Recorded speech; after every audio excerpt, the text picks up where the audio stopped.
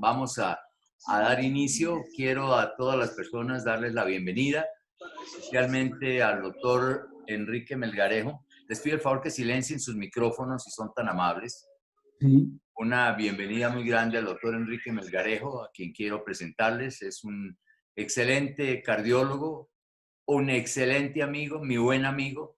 Desde hace mucho tiempo trajinamos en lides de la medicina, pero mi oficio es presentárselos ahora. Enrique Melgarejo es presidente emérito del Colegio Latinoamericano de Endotelio, es profesor emérito del Hospital Militar, expresidente de la Sociedad Colombiana de Cardiología y muchos otros títulos que nos alargaríamos más de 10 o 15 minutos dándole aquí al doctor Enrique Melgarejo.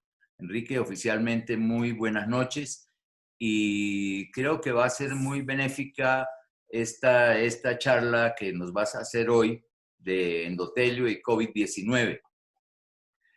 Tenemos que se especula muchísimo. Todos los días aparece un nuevo mago de la medicina, todos los días aparece, sí, un nuevo mago generalmente, en el cual estamos curando o están curando el COVID-19, lo están curando con toallas calientes, lo están curando con, por ahí la último que vi yo, lo están curando con secadores de pelo para señora. Bueno, y siempre aparecen los espontáneos como en todo, tergiversando y cambiando las lides éticas y la profundidad médica que pueda tener una situación tan seria como esta.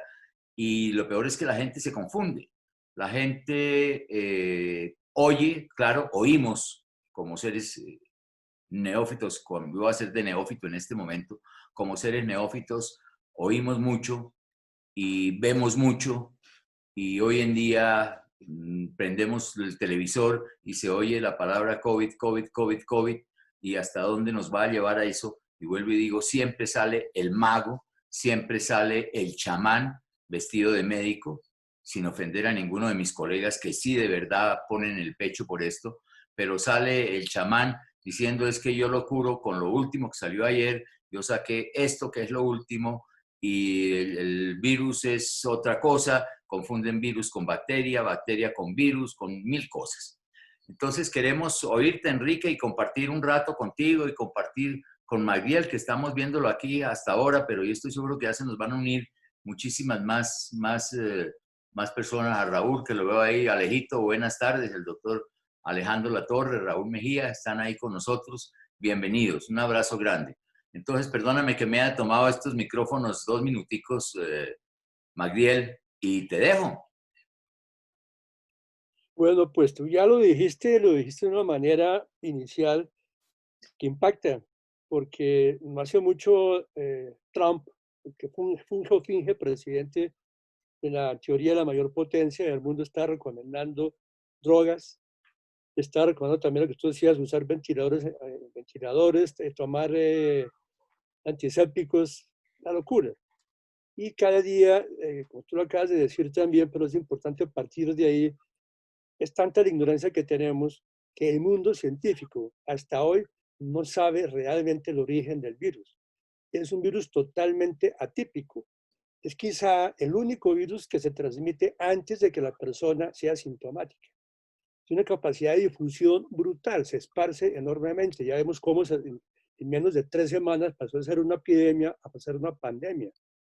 Sigue creciendo exponencialmente el número de casos en todo el planeta y donde se suponía que ya habían pasado los brotes, ha habido rebrotes. Porque se estaba especulando o hablando de que en China, que ya estaba libre del problema, el virus volvió porque la gente que fue a Europa y volvió a Europa trajo un virus diferente aparentemente al que surgió en la misma China.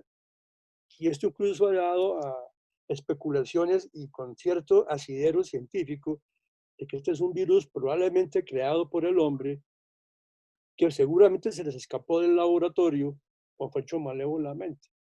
Y este punto va a ser muy controversial.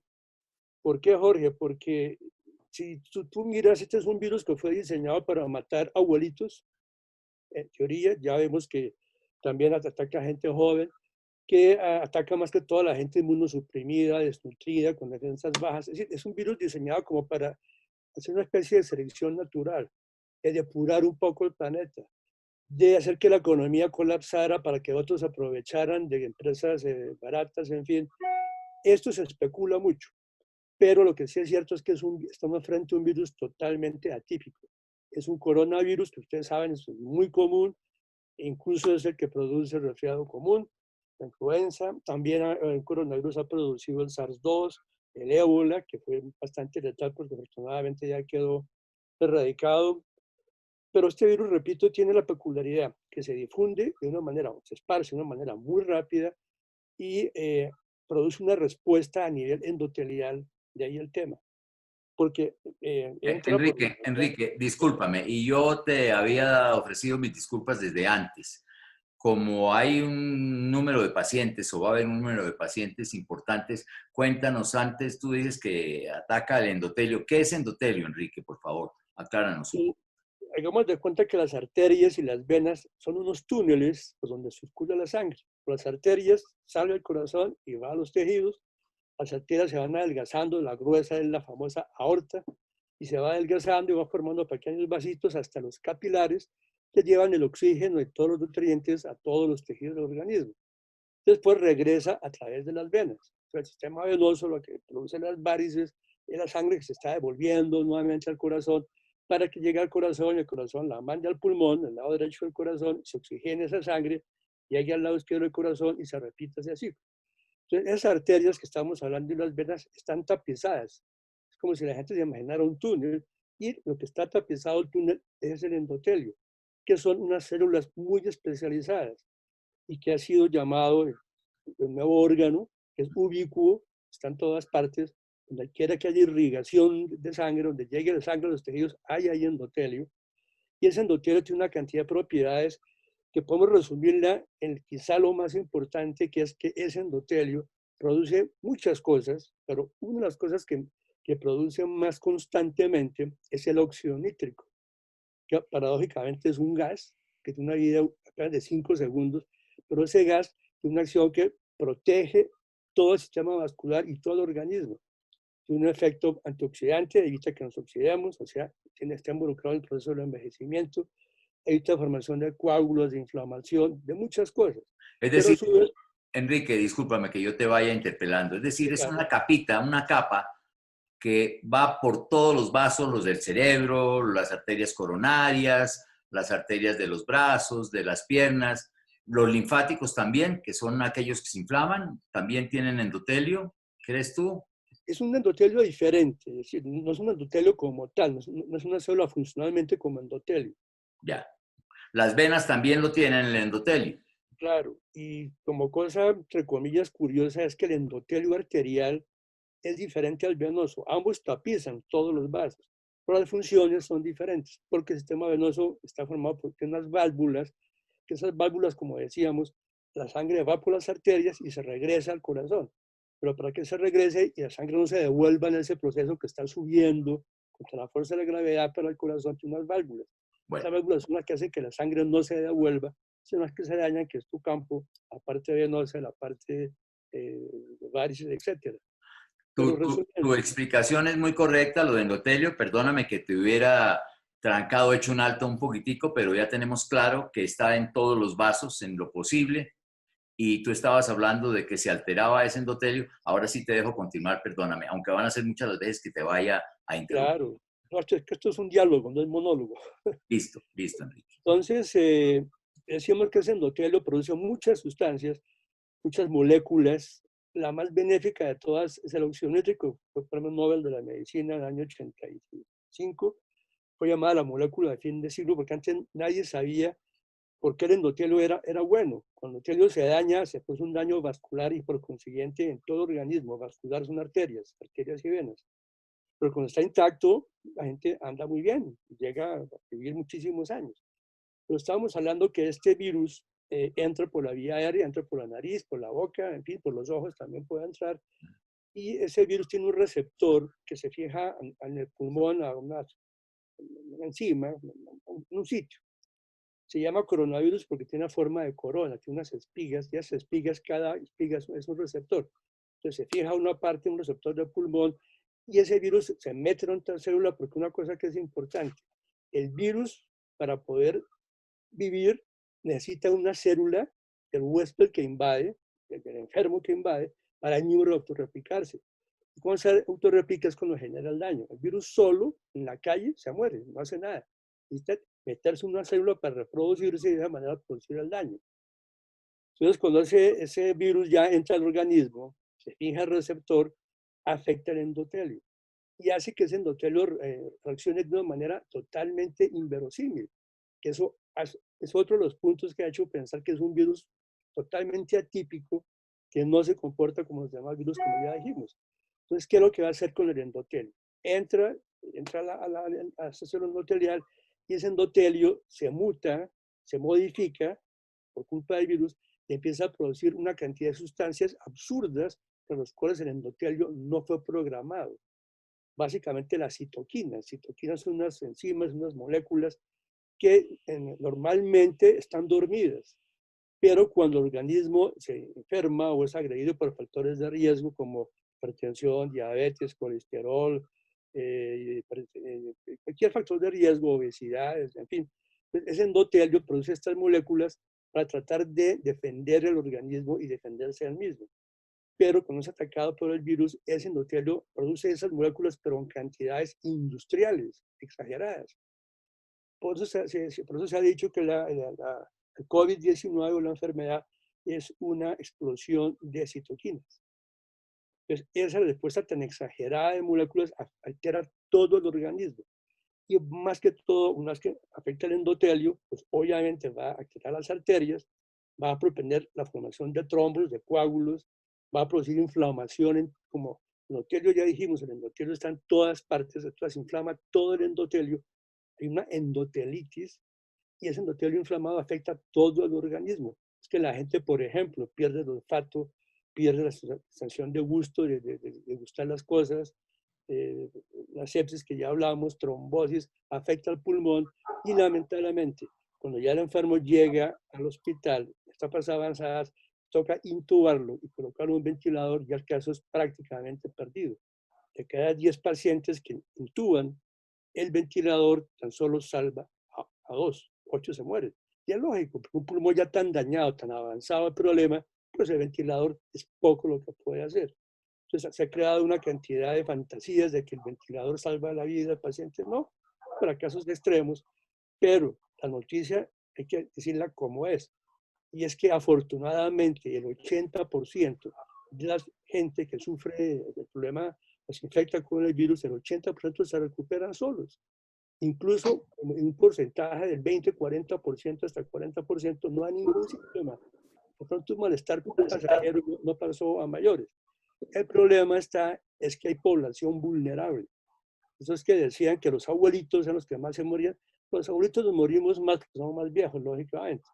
Pero además de eso, tenemos lo que se llama comorbilidades, o sea, tenemos otras enfermedades asociadas a la vejez o por estilos de vida inadecuados. Entonces, una persona con encima de 60 años de edad, que ya es abuelito, que sea hipertenso no controlado, que sea diabético, que tenga un cáncer de por medio, que tome ciertos medicamentos que bajan las defensas, o que esté desnutrido, o que esté deprimido. Sabemos que hay una correlación muy estrecha entre el sistema anímico, la depresión y el estado inmunológico. Esa es la persona que es vulnerable. Pero en conclusión, para dejar claro el asunto, es una enfermedad muy grave a quien le da grave, pero el 80% le da muy suave. Y más o menos un 15 a 20% una gripa fuerte, que no pasa ahí, un 10% es el que se va a agravar, que va a caer en un hospital y va a acabar de ese 10% el 3-4% va a acabar intubado y así la cosa se complica. Una preguntita, Enrique, por favor. ¿Nos quieres recordar, vuelvo y digo, estamos con pacientes, nos quieres recordar la diferencia entre un virus y una bacteria? Porque creo que se confunde mucho. La gente habla de infección. Entonces se puede pensar que es una bacteria. Yo creo que quiero que nos clarifiques un poquitico la diferencia entre un virus y una bacteria. Claro, la bacteria es una célula y como una célula tiene un núcleo y es capaz de vivir sola, La bacteria se reproduce sola, se multiplica sola, ella se bandea sola, busca a dónde anidarse, dónde afectar, dónde producir enfermedad. Como ya dijimos, el virus no.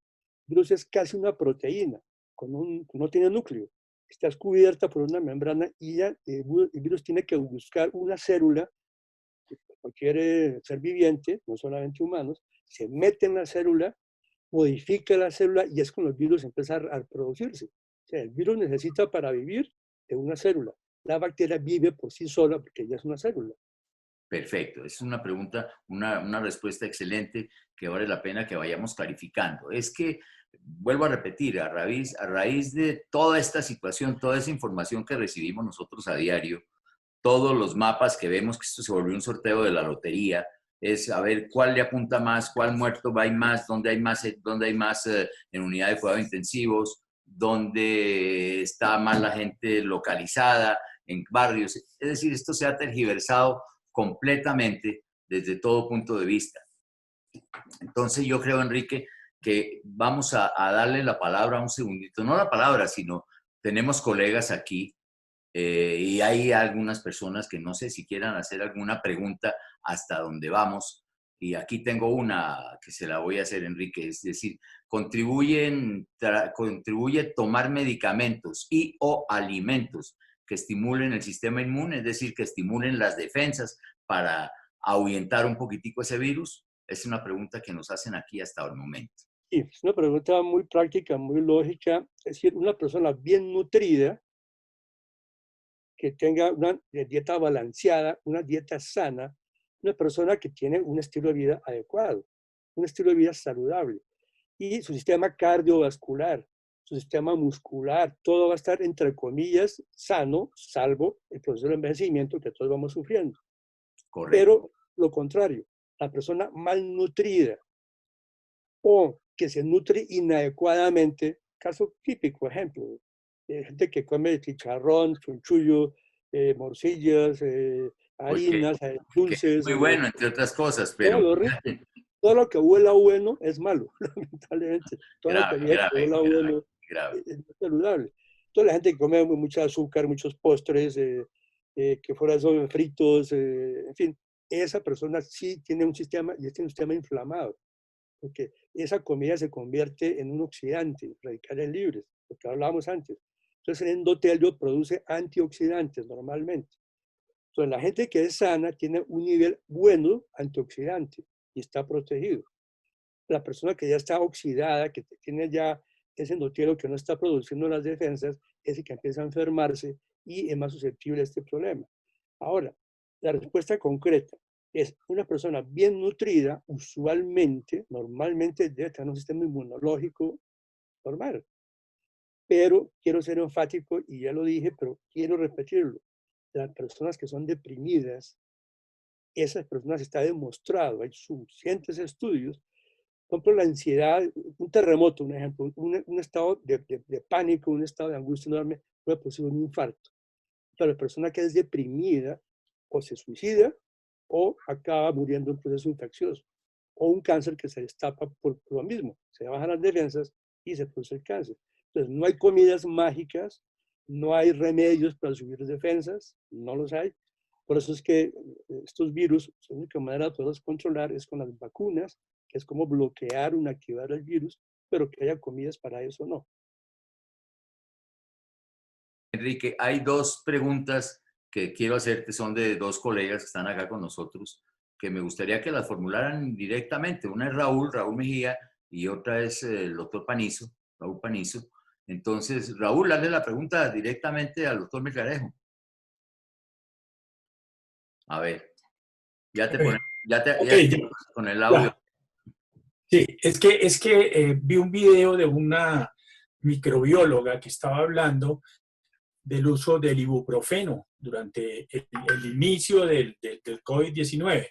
Entonces mi pregunta estaba haciendo que, como se trata de una endotelitis, si tiene algún efecto los antiinflamatorios. Buenas noches, doctor Malgarejo. Qué pena no haberte saludado primero. No, señor, me faltaba, mucho gusto también. Su respuesta es muy pertinente porque al comienzo se decía, hubo dos corrientes. Uno que decían que los antiinflamatorios eran buenos por eso, porque era un proceso inflamatorio. Pero sabemos que los antiinflamatorios también bajan una respuesta normal del organismo. La inflamación, la fiebre, es un mecanismo de defensa del organismo. Cuando el organismo produce muchos anticuerpos, se produce inflamación, lógico. Entonces se decía, los que están tomando aspirina o tomando ibuprofeno se van a morir, porque entonces vas a quitarle el mecanismo de defensa, la respuesta inflamatoria, que es protectora, es un mecanismo de defensa. Pero esta enfermedad, como ya dijimos, produce una hiperinflamación, una inflamación exagerada. Entonces también se demostró que, y ya digamos, hoy día es evidente, esta enfermedad tiene varias etapas.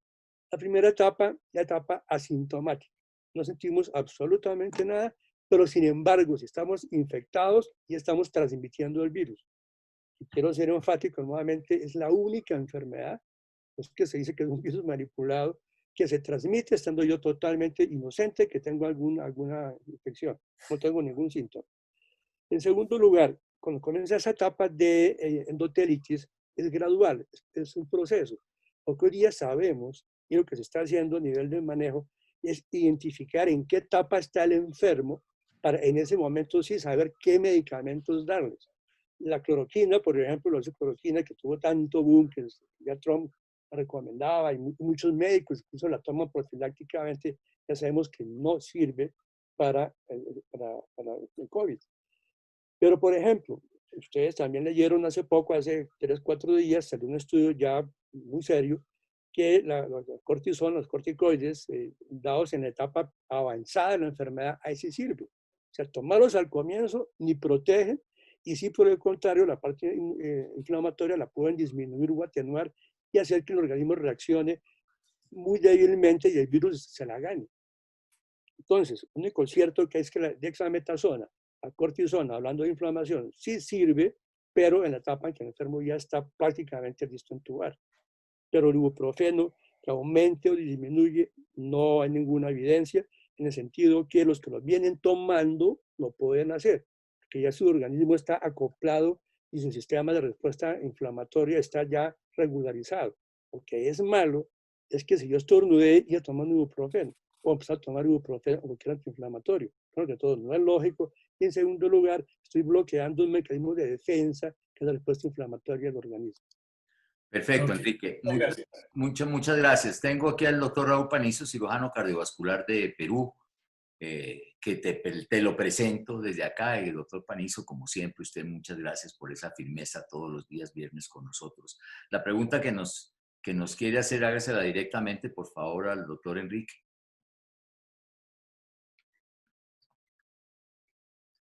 No se escucha, Raúl. ¿Mm?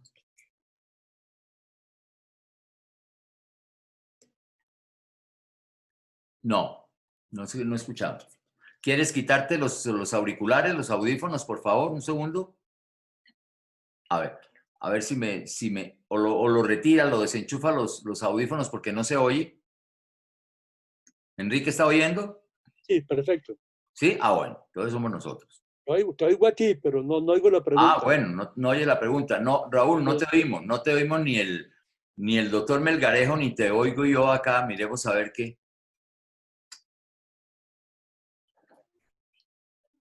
Tiene que reactivar el audio Bueno, en la parte de arriba, en la parte superior derecha puedes activar el audio, Raúl. sin embargo, yo voy a leerle la pregunta y vamos a seguir, Raúl. Yo voy a leerle a Enrique la pregunta. Dice, independientemente de los cuidados generales, ¿hay medicamentos que protejan o prevengan la enfermedad? No hay medicamentos. Hay un concepto que es totalmente válido y tiene ya el suficiente poder estadístico para demostrar que sí funcionan. Son dos cosas, el distanciamiento y los tapabocas. ¿Por qué el distanciamiento? Porque este es un virus que es pesado, es un virus que es, comparativamente con otros virus es pesado. Cuando la gente estornuda o tose, el virus no va tan lejos. Hay otros virus que son más pequeños y se van más lejos. Este no va tan lejos, cae al piso fácilmente.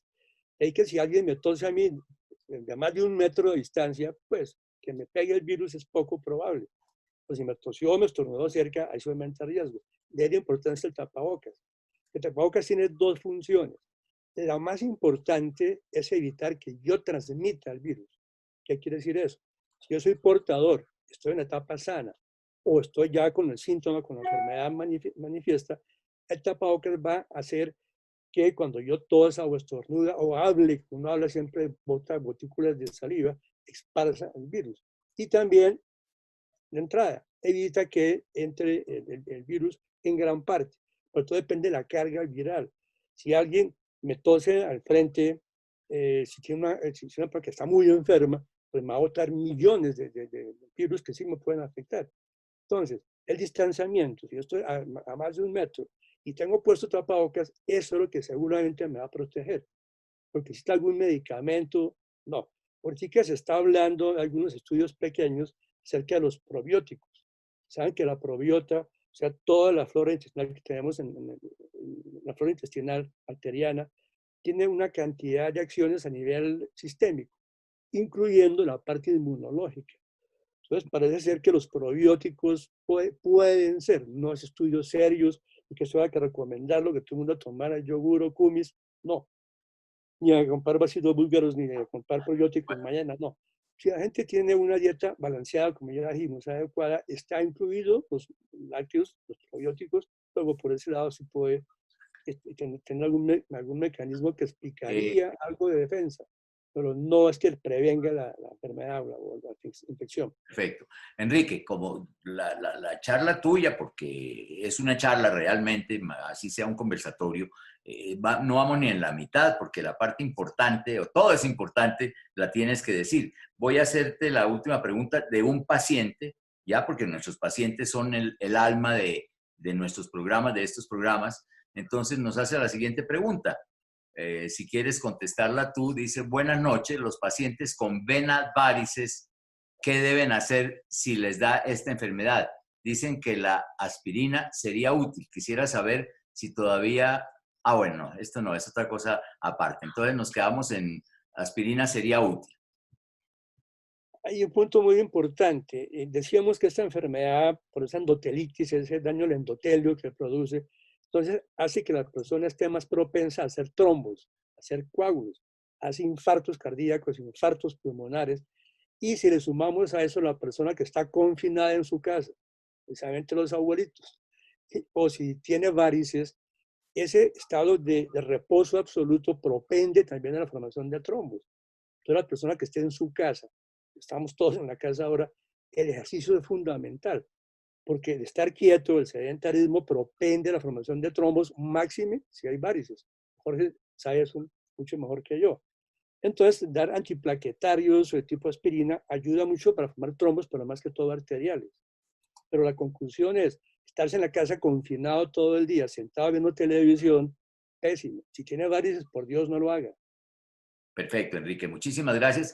Quiero que continúes con el tema y ya vamos dándole un poquitico de actividad más de la que le hemos dado, y perdón por la interrupción, pero queremos darle la actividad. ¿Quieres continuar? Y luego seguirán el resto de preguntas aquí en parte interna contigo. Sigue. Preguntas son mejores porque con las preguntas desarrollamos el tema. ¿Prefieres? Si prefieres claro. Si prefieres la seguimos. Entonces aquí viene otra.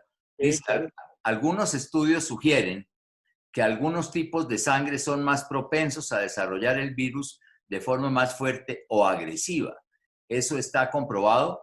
Genéticamente se puede predecir quién sería más propenso a contagiarse o a desarrollar este virus.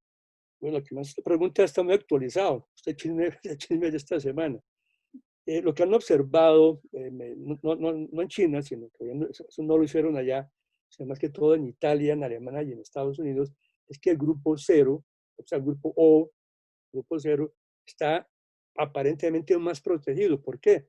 Porque hay menos casos de grupo O negativo o O positivo. Entonces se está especulando ahora que probablemente exista algún factor genético que facilite eso que estamos hablando, sobre todo esa respuesta exagerada de inflamación que hablamos.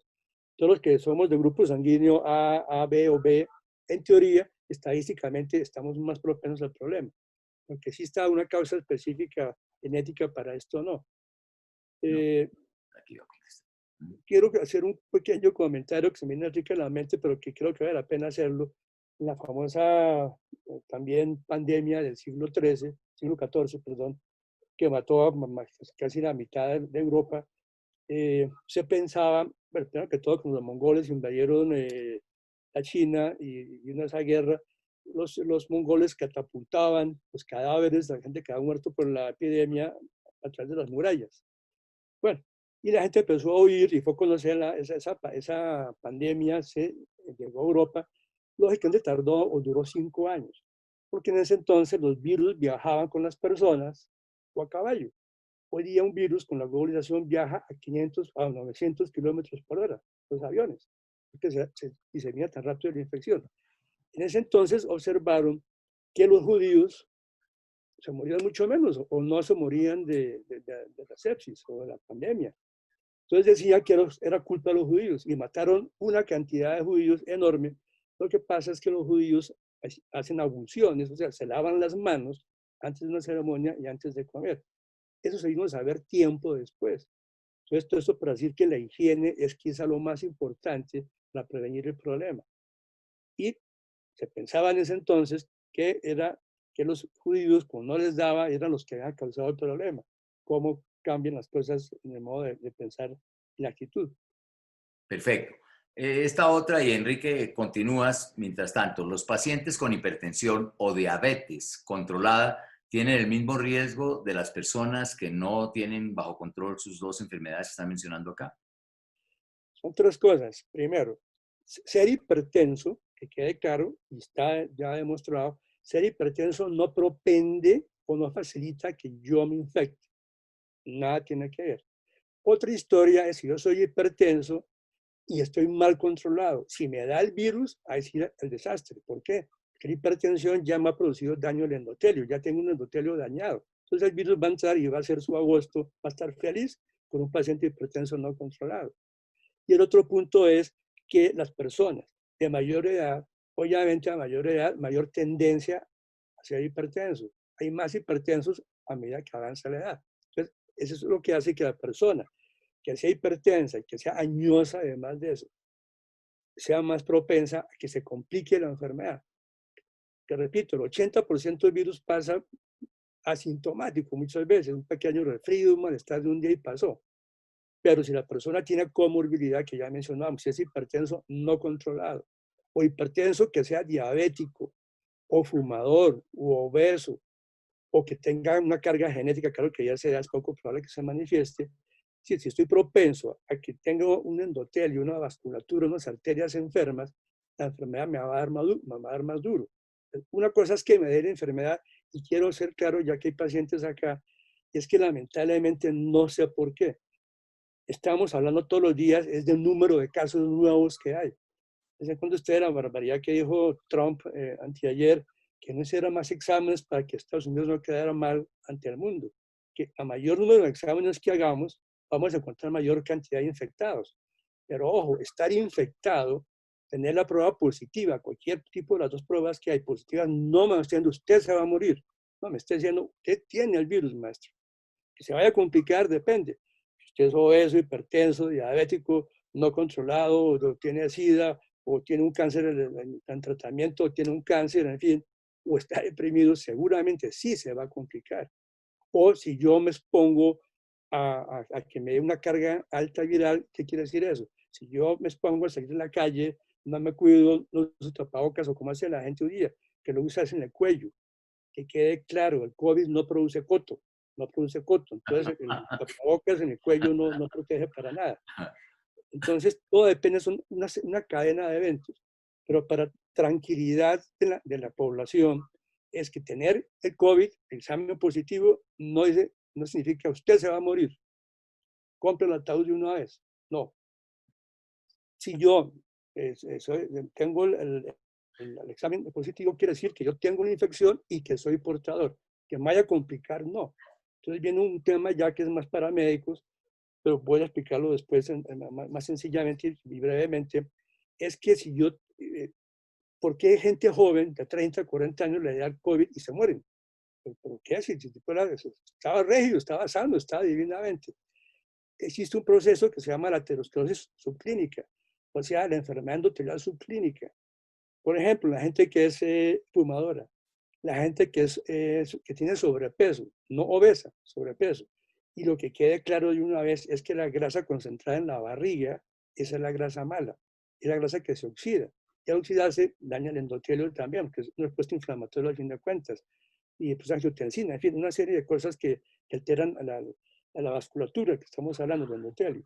Entonces, si yo soy una persona que soy sano, entre comillas, pero tengo barriga, soy sedentario, me alimento mal, me puedo dar virus y me puedo complicar.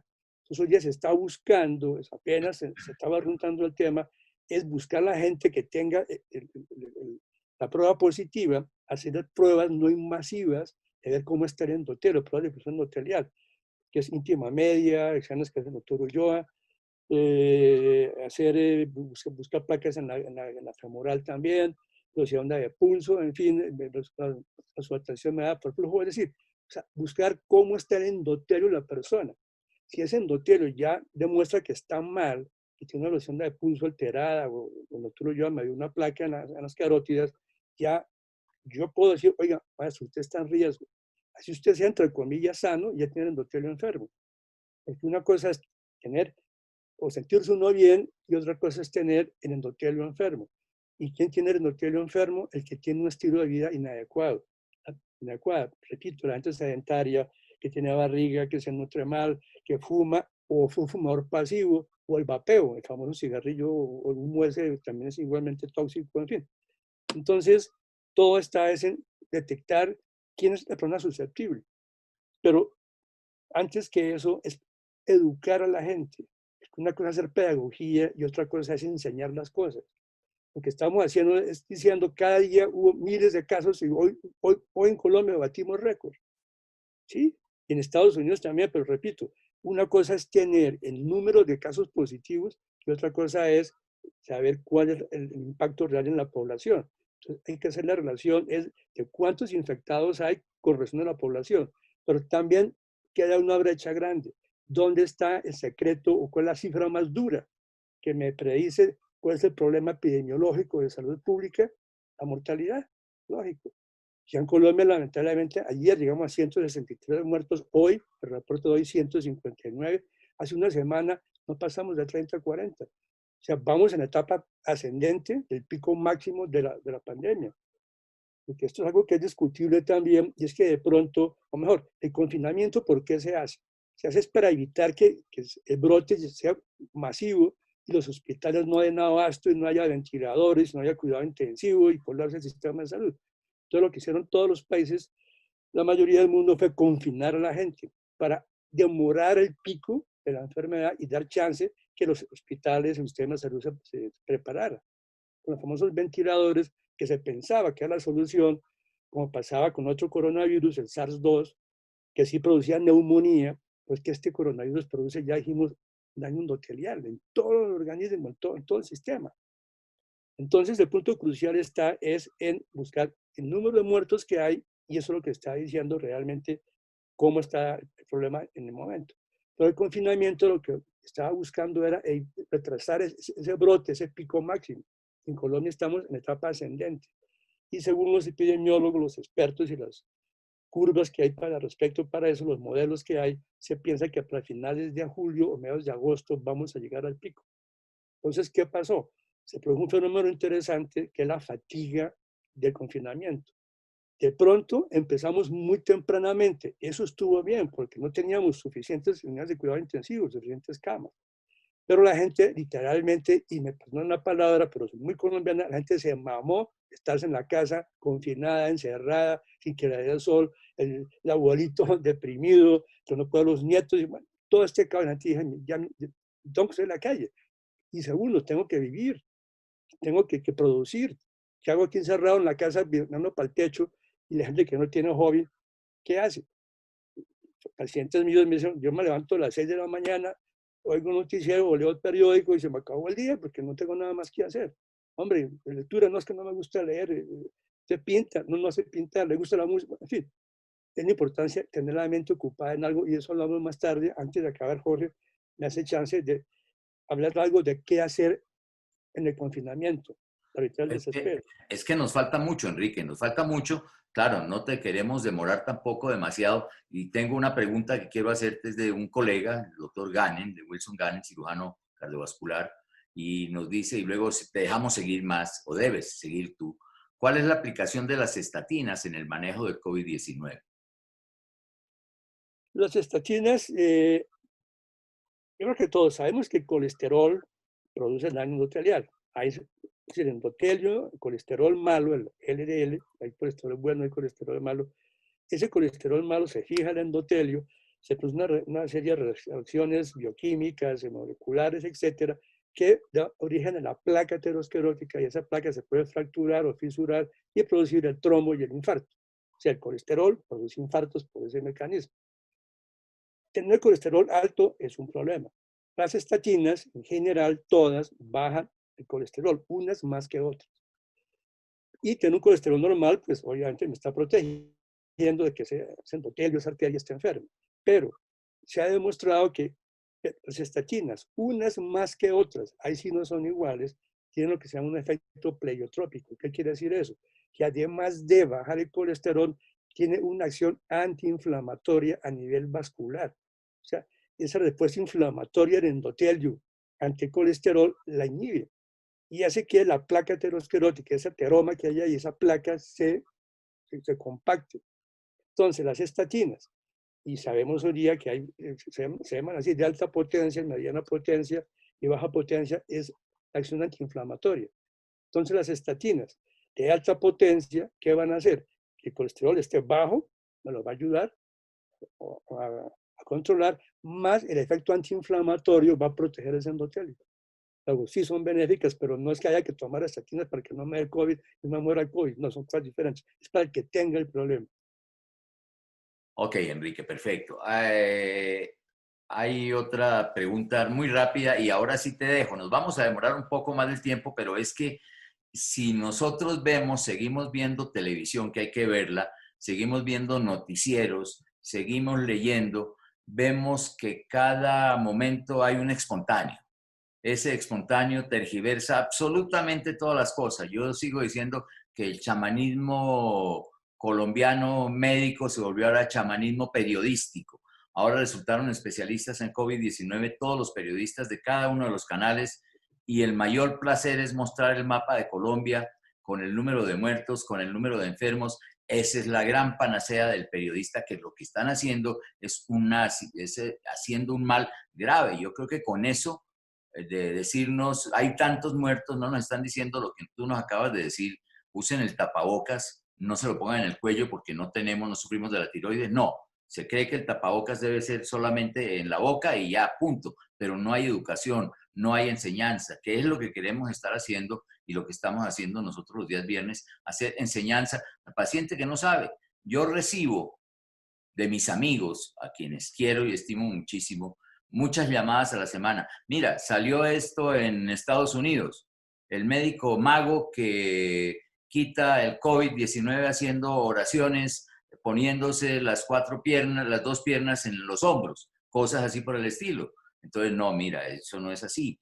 Yo creo que no se ha hecho la educación suficiente y la educación no se hace a base de artículos políticos, que es lo que estamos haciendo. La lucha política hoy en día es para ver cuál hace más y están haciendo muchísimo menos. Yo creo que están en una cantidad de errores y horrores que no saben ni para dónde van ni de dónde vienen.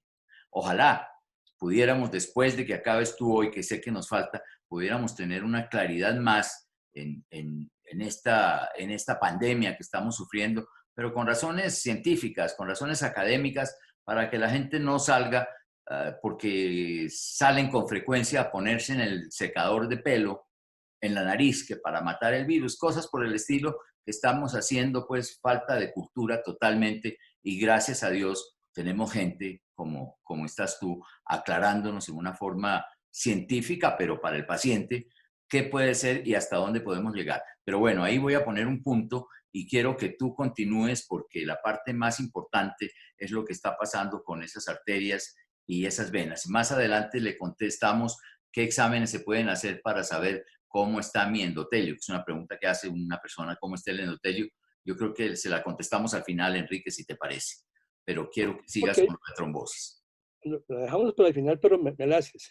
Ah, no, Después, no, no. A ti te interesa y a mí me interesa que nos la hagan, porque hemos luchado un claro, poquito en la vida por hacer el diagnóstico precoz de endotelio. Sí, correcto.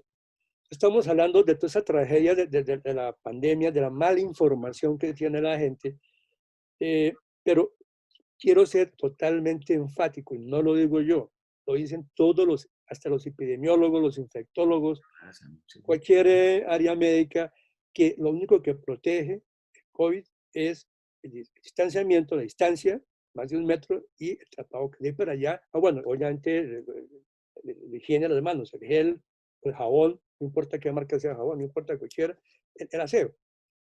De resto, no hay ningún medicamento mágico. Sí que se están investigando algunos medicamentos, pero como dije hace un rato, hay que usarlos en la etapa precisa de la enfermedad.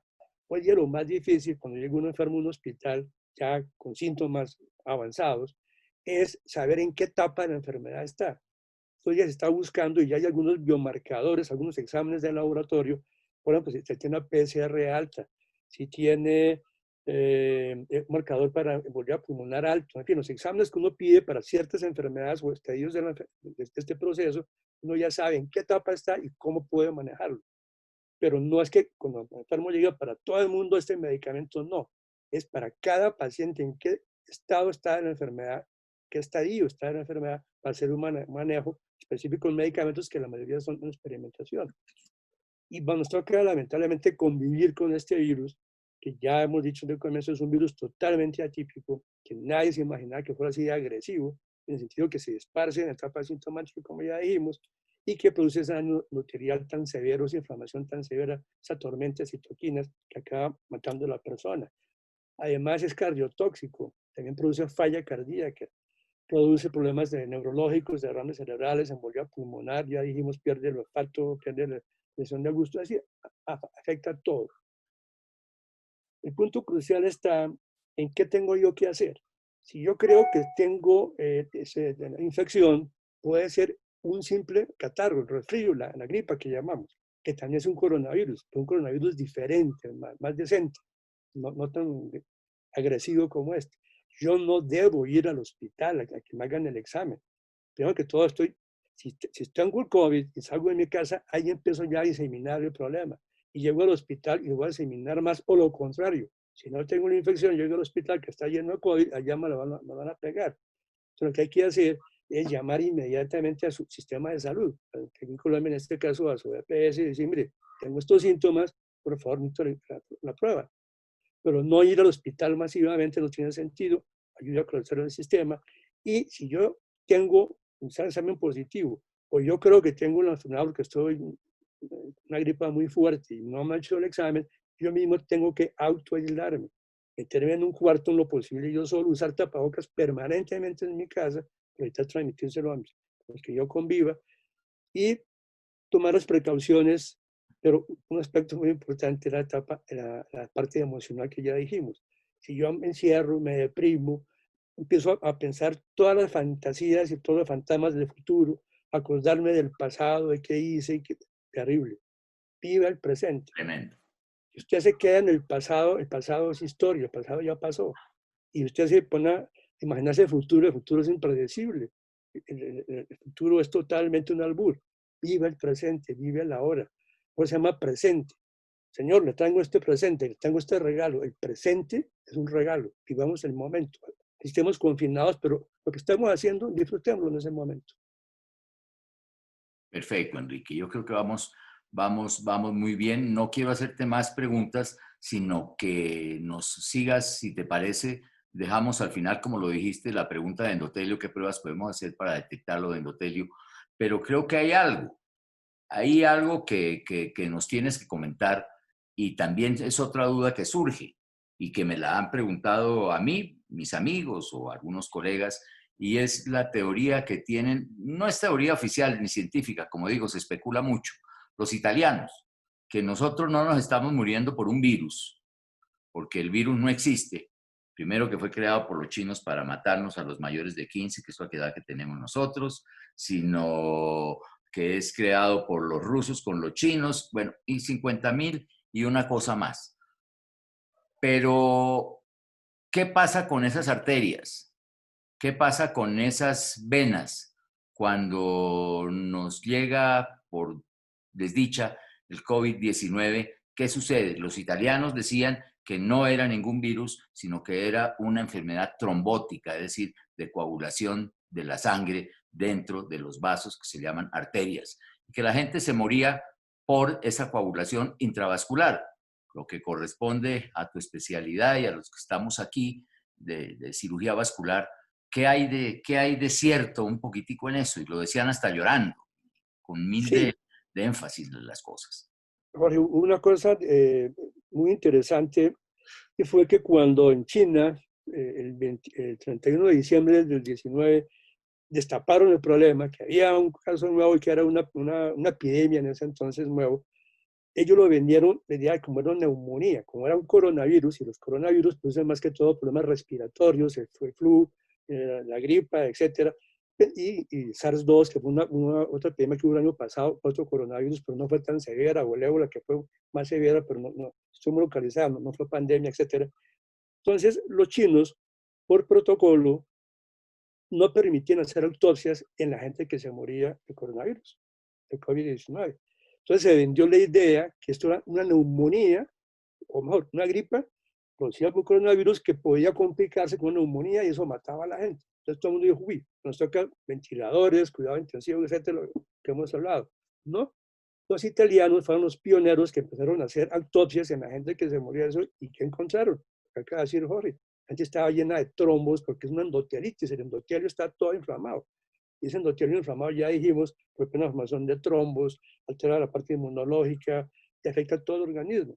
Entonces se descubrió que era más una enfermedad trombótica. Pues ya se están dando, bueno, además de heparina, ya están dando los DOACs, o sea, los anticoagulantes orales modernos, en fin, los antifactores específicos, factores 10 y antitrombina, etcétera, pero en la etapa avanzada de la enfermedad. No hay que tomarla al comienzo, ni tomarla para que no me dé. Repito, lo que tenemos que hacer hoy día es, cuando llega un paciente ya complicado, va a hacer una serie de exámenes, de marcadores, para ver en qué etapa está la enfermedad para dar el medicamento más adecuado. Pero que tengamos en este momento una solución, no la hay.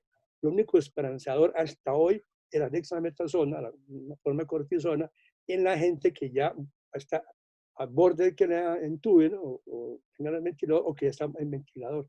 Porque así los corticoides, que son potentes antiinflamatorios, van a actuar en la etapa máxima de inflamación que está el organismo en ese momento. Toda la formación de trombos es lo que realmente mata a la persona. Además de que tiene, ya dijimos, un efecto de que es tóxico directamente al corazón y al cerebro, además de que es tóxico y lo altera su funcionamiento, especialmente el corazón, también produce trombos. Es una enfermedad que le da y se le complica, es demasiado severa, demasiado grave. Bueno, entonces, según mucho de lo que nos estás diciendo y de lo que creo yo que sea, sería viable pensar que una persona, y ya lo hablaste, que tenga lesión del endotelio, pues sin saberlo, porque generalmente no lo sabe, uno sabe cuándo hay que cambiarle de aceite al carro, pero nadie va a decir, quiero hacerme una prueba o dos pruebas para ver cómo estoy, eso no importa, lo que importa es cuánto se cambia de aceite al carro. ¿Qué debemos hacer, Enrique? ¿Qué podemos hacer para ver si ese endotelio tiene propensión o por el contrario, estamos bien? Yo creo que nosotros lo hemos hablado muchísimas veces, pero a los pacientes no les hemos hablado nunca. Inclusive muchos de nuestros colegas tampoco saben que existen exámenes para poder ver cómo está nuestro endotelio. Te cedo la palabra para que tú digas lo que creas conveniente respecto a eso.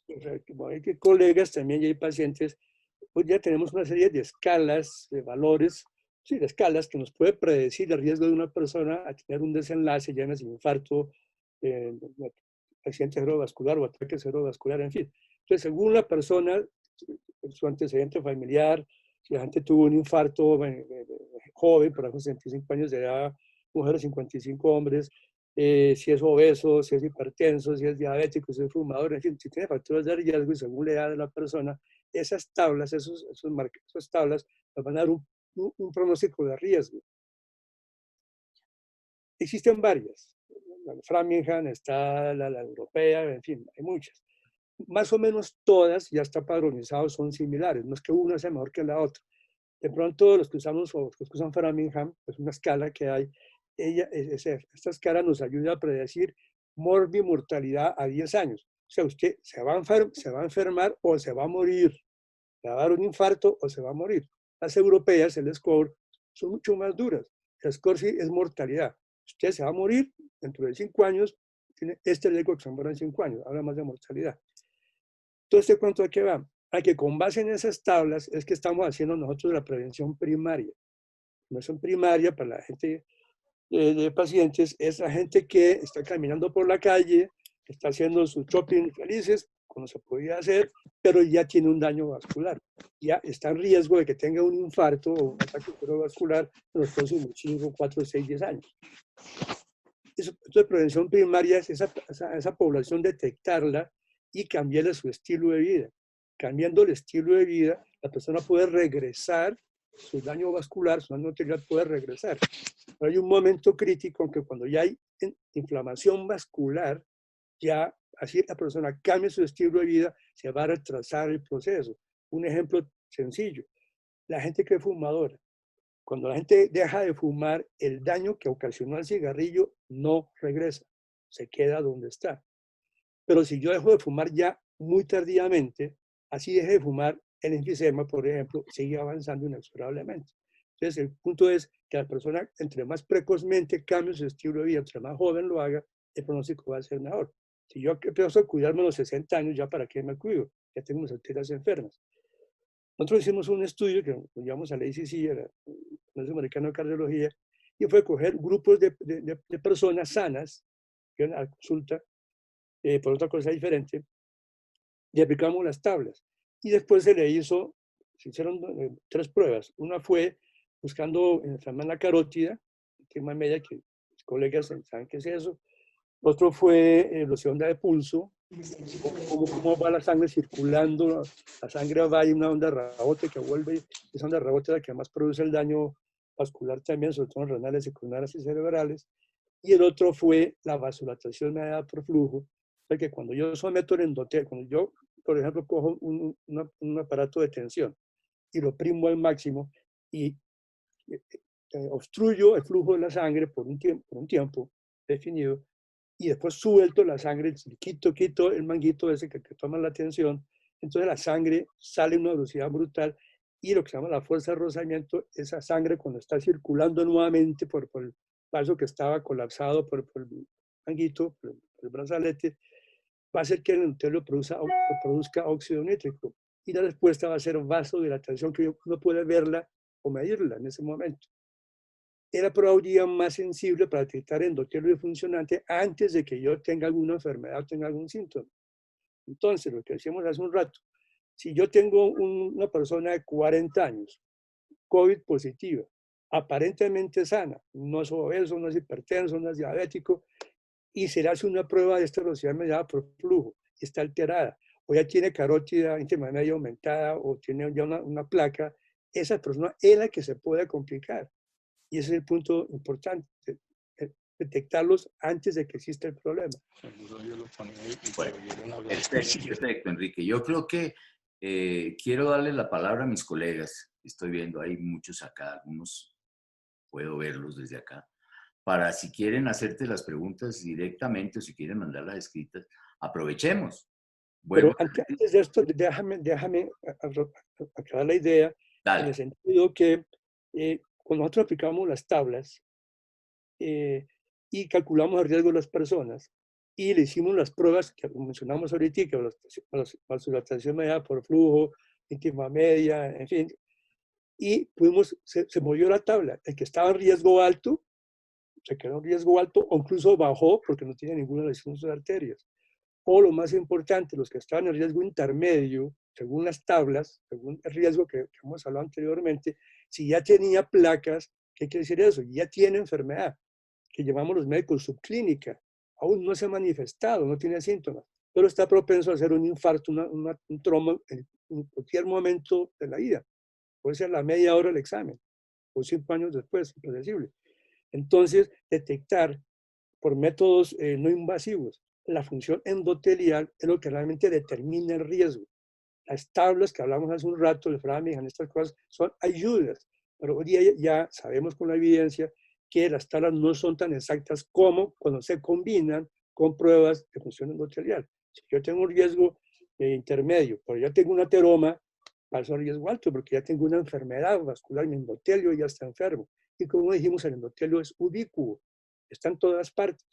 Ustedes jamás verán un enfermo que tenga un infarto y que tenga tapada la coronaria derecha y el resto de la vasculatura totalmente sana. Ese enfermo no existe.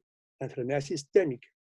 Ahora que para un infarto de la coronaria derecha se debe a 3 cosas, a genes, medio ambiente y algo mucho del azar. Qué mala, te digo ahí.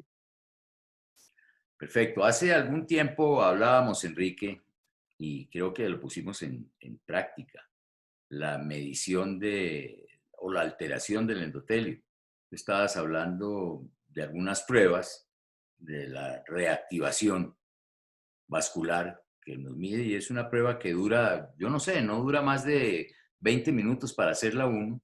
No hay necesidad de hospitalizar al paciente, no hay necesidad siquiera de poner un catéter o cualquier otro examen invasivo. Es no invasiva. Lo único que va a sentir es un poquitico apretado el brazo a la presión del torniquete y cuando lo suelta uno, pues viene la relajación de la que tú hablabas. Es un examen perfecto. Hay 2 o 3 exámenes más que ninguno son invasivos, pero sí nos detectan la integridad del vaso. Pero yo creo que es muy difícil tratar de decirle a la gente que debe hacerse un examen que le toma 20 minutos sin sentir nada, porque desafortunadamente la mentalidad de nuestros pueblos es vamos al médico únicamente, ustedes me dirán si sí o no, vamos al médico única y exclusivamente cuando sentimos dolor. El dolor es lo que marca la pauta de la enfermedad, pero ya cuando hay dolor, es un tiempo recorrido, por lo menos en vascular y todo lo entendemos, hay un tiempo que antecede donde venimos con enfermedad, con enfermedad, con enfermedad. Si mucha gente dijera, quiero hacerme un examen para ver cómo está mi endotelio, pero creo que no lo piensan. Creo que no lo piensan. Por ejemplo, y esta pregunta sí quisiera hacérsela a ustedes o quisiera compartirla contigo, Enrique. Diariamente se hace, o bueno, se hacía, antes de nuestra cuarentena, se hacían lipoesculturas, lipoplastias, lipos.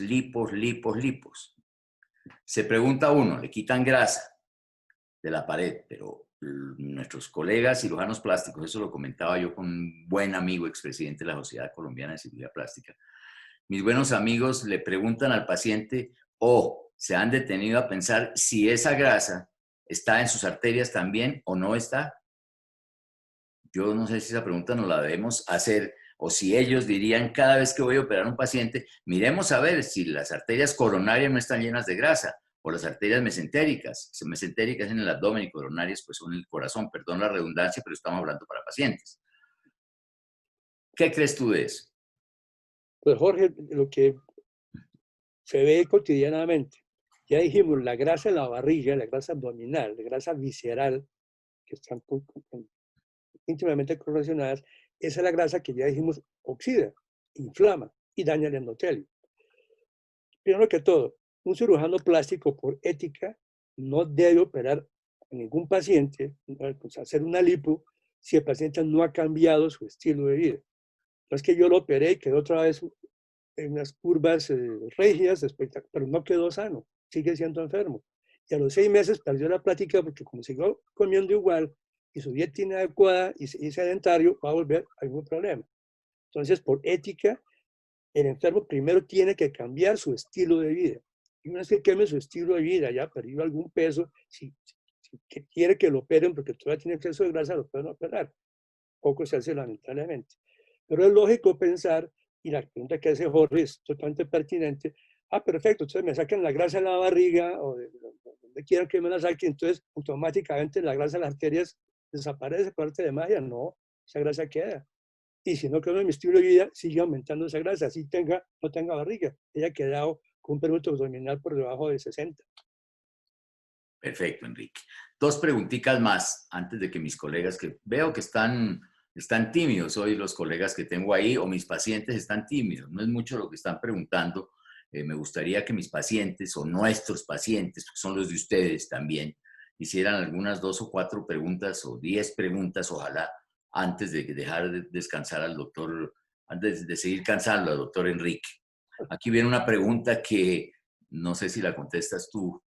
Es ¿cómo se llaman los exámenes para saber cómo está el endotelio? Esa la debes contestar tú, Enrique. Ya lo dijimos Sí, rápidamente, ahora con un poquito más de detalle. El que más se usa, el que más está padronizado y el más sencillo de hacer es la vasodilatación mediada por flujo. ¿Qué es eso? Se coloca un torniquete como si fuera a tomar la tensión arterial y se sube por encima de la sistólica y se mantiene así 3, 4, 5 minutos, también según lo que el paciente aguante. A veces se siente las manos dormidas, en fin. Bueno, una vez ¿qué buscamos con eso? Que la sangre no circule en el antebrazo al apretar el torniquete. Entonces ya decimos, cuando ya pasan 3, 4, 5 minutos, según la tolerancia del paciente, que la máxima molestia es que le dan hormigueo en las manos, de ahí no va a pasar el problema. Cuando se suelta el torniquete, entonces esa sangre que sale disparada, ya dijimos, produce lo que se llama la fuerza de rozamiento. Esa sangre que va disparada por el endotelio, por las arterias del brazo, hace que el endotelio produzca óxido nítrico.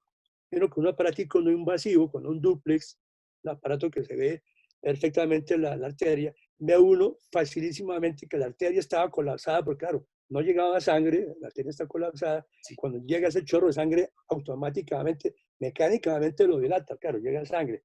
Pero el endotelio al producir óxido nítrico se dilata mucho más. La persona que dilata porque llegó flujo, pero no vasodilata más, esa persona no está produciendo óxido nítrico. Luego ya tiene endotelio enfermo. Hay otra que es la velocidad de onda de pulso, que eso es de tomar con duples un pulso en la carótida o se coloca un transductor en la femoral y se mide cuánto tarda la onda pulso en llegar de un sitio al otro y la onda de rebote, que la sangre va. Y un ejemplo que es muy sencillo, muy práctico. Si yo tengo un endotelio sano y vasculatura está sana, se comporta como un colchón. El corazón bombea sangre a una fuerza brutal. Cada vez que el corazón se contrae, lo que llamamos sístole, la sangre sale a una velocidad enorme. Y la aorta la va conduciendo a todos los tejidos y la aorta se va ramificando y va dando ramas en las coronarias, cerebrales, renales, etcétera, las piernas, todo, hasta que, como ya dijimos, se vuelve capilar y después se vuelve por las venas. Pero esa onda pulsátil del corazón genera una onda, repito, que es muy fuerte. A medida que va avanzando, las arterias van oponiendo resistencia. Esa resistencia es la que permite que haya perfusión, que haya irrigación. Si yo mando la sangre con fuerza y algo se opone, esa fuerza que se opone hace que la sangre se vaya a todos mis tejidos, el cerebro, coronal, etc. El ejemplo más sencillo, si yo tengo un endotelio sano y sale la sangre con una velocidad enorme, es como si yo tirara una pelota de béisbol contra el colchón. Boto la pelota, golpea contra el colchón, rebota levemente. Pero si yo tengo un endotelio enfermo, está inflamado, está vasoconstreñido, no se vasodilata, es como tirar la pelota contra una pared. La pelota se devuelve a una velocidad brutal. Eso que llamamos la onda de rebote. Entonces, esa onda de rebote, cuando rebota, literalmente es tan brutal también la onda cuando sale y cuando se devuelve, que produce el daño en todas las arterias renales, en fin, produce falla renal, el se acaba en diálisis, o produce infarto, o falla cardíaca, o trauma cerebral.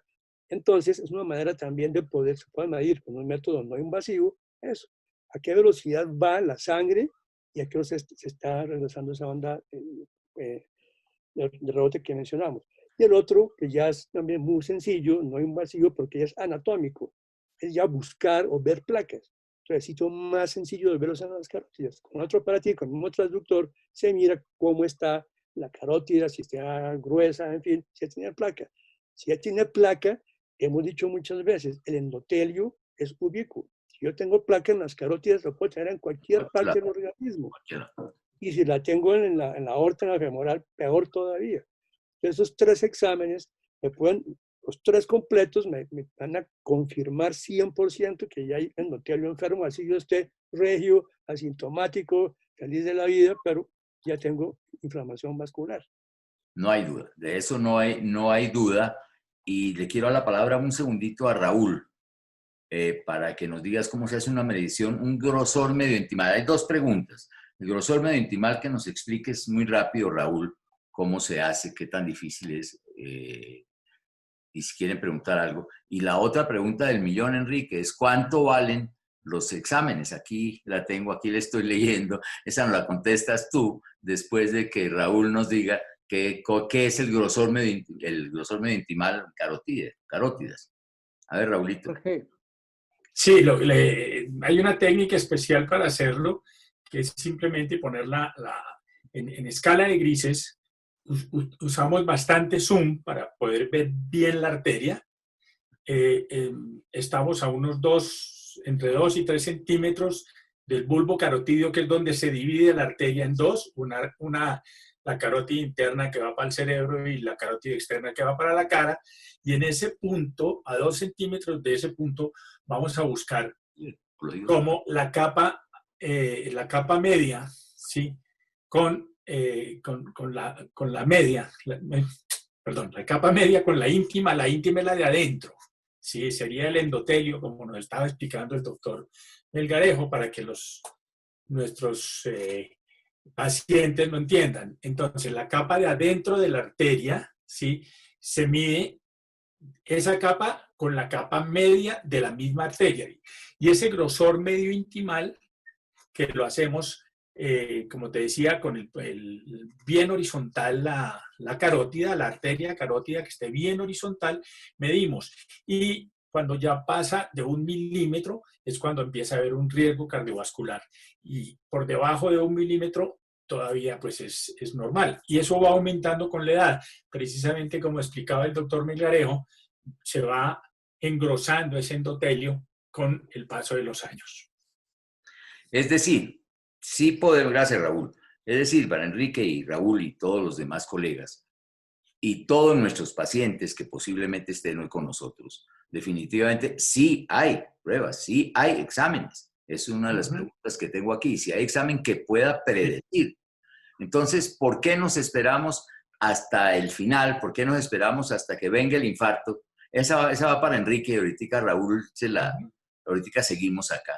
¿Por qué nos esperamos? ¿Qué crees tú que idiosincrasia hay, Enrique, para que esperemos a que nos dé el infarto y nos lo detecten en la clínica? ¿Será que muy costoso el examen? Sigue, perdona. El punto crítico es en que nuestro sistema de salud y otros países está centrado en tratar enfermedades, pero no en educar a la gente para que no tenga enfermedades. Eso era por ahí. Hoy día hablamos de prevención primordial. ¿Qué es prevención primordial? Es educar a la gente para que no se exponga a los factores de riesgo. Y esto hay que hacerlo en la niñez. Sabemos hoy día que todo lo que un niño aprende entre los 6 y 11 años de edad lo incorpora a su estilo de vida. Si un niño desde pequeño hace ejercicio, le gusta el ajedrez, o le gusta la música, o si se nutre bien, o si ve que el papá le pega a la mamá, cuando sea grande va a ser exactamente lo mismo. Ya queda incorporado a su manera de vida. Entonces, si uno empieza desde la infancia a educar al niño con estilo de vida saludable, que no haga ejercicio, que se nutra sanamente, que se comporte bien socialmente, etcétera, estamos formando un ser humano que seguramente va a tener una calidad y cantidad de vida adecuada. Pero repito, aquí no estamos haciendo prevención ni educación en salud.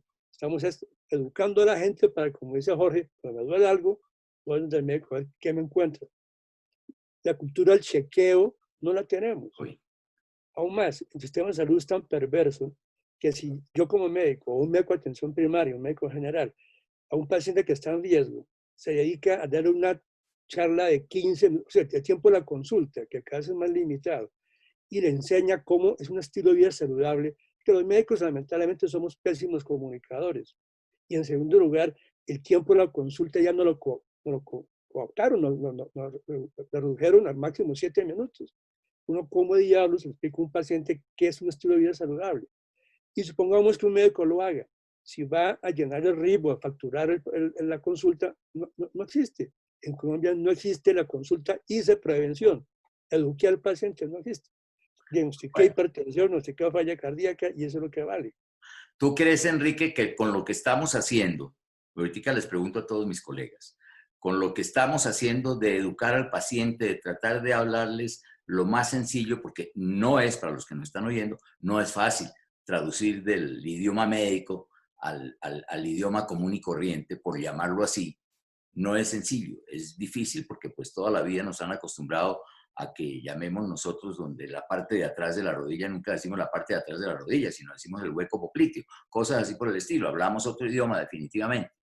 ¿Ustedes creen que sí estamos haciendo algo o lograremos algo haciéndole educación al paciente? Es el primer programa que yo conozca que estamos, y no es haciéndole propaganda ni mucho menos, pero sí llegando a la realidad, que estamos haciendo los días viernes para llegarle a nuestros pacientes, a sus pacientes, a los de ustedes. Entonces, ¿tú crees que tengamos algún futuro, Enrique, con lo que estamos haciendo? ¿Tú crees que educar al paciente nos conviene? ¿Debemos seguir batallando? ¿Debemos seguir luchando? ¿O nos dedicamos a seguir enseñando solamente al colega vascular o al colega cardiólogo o al colega internista? Cuéntame, Enrique.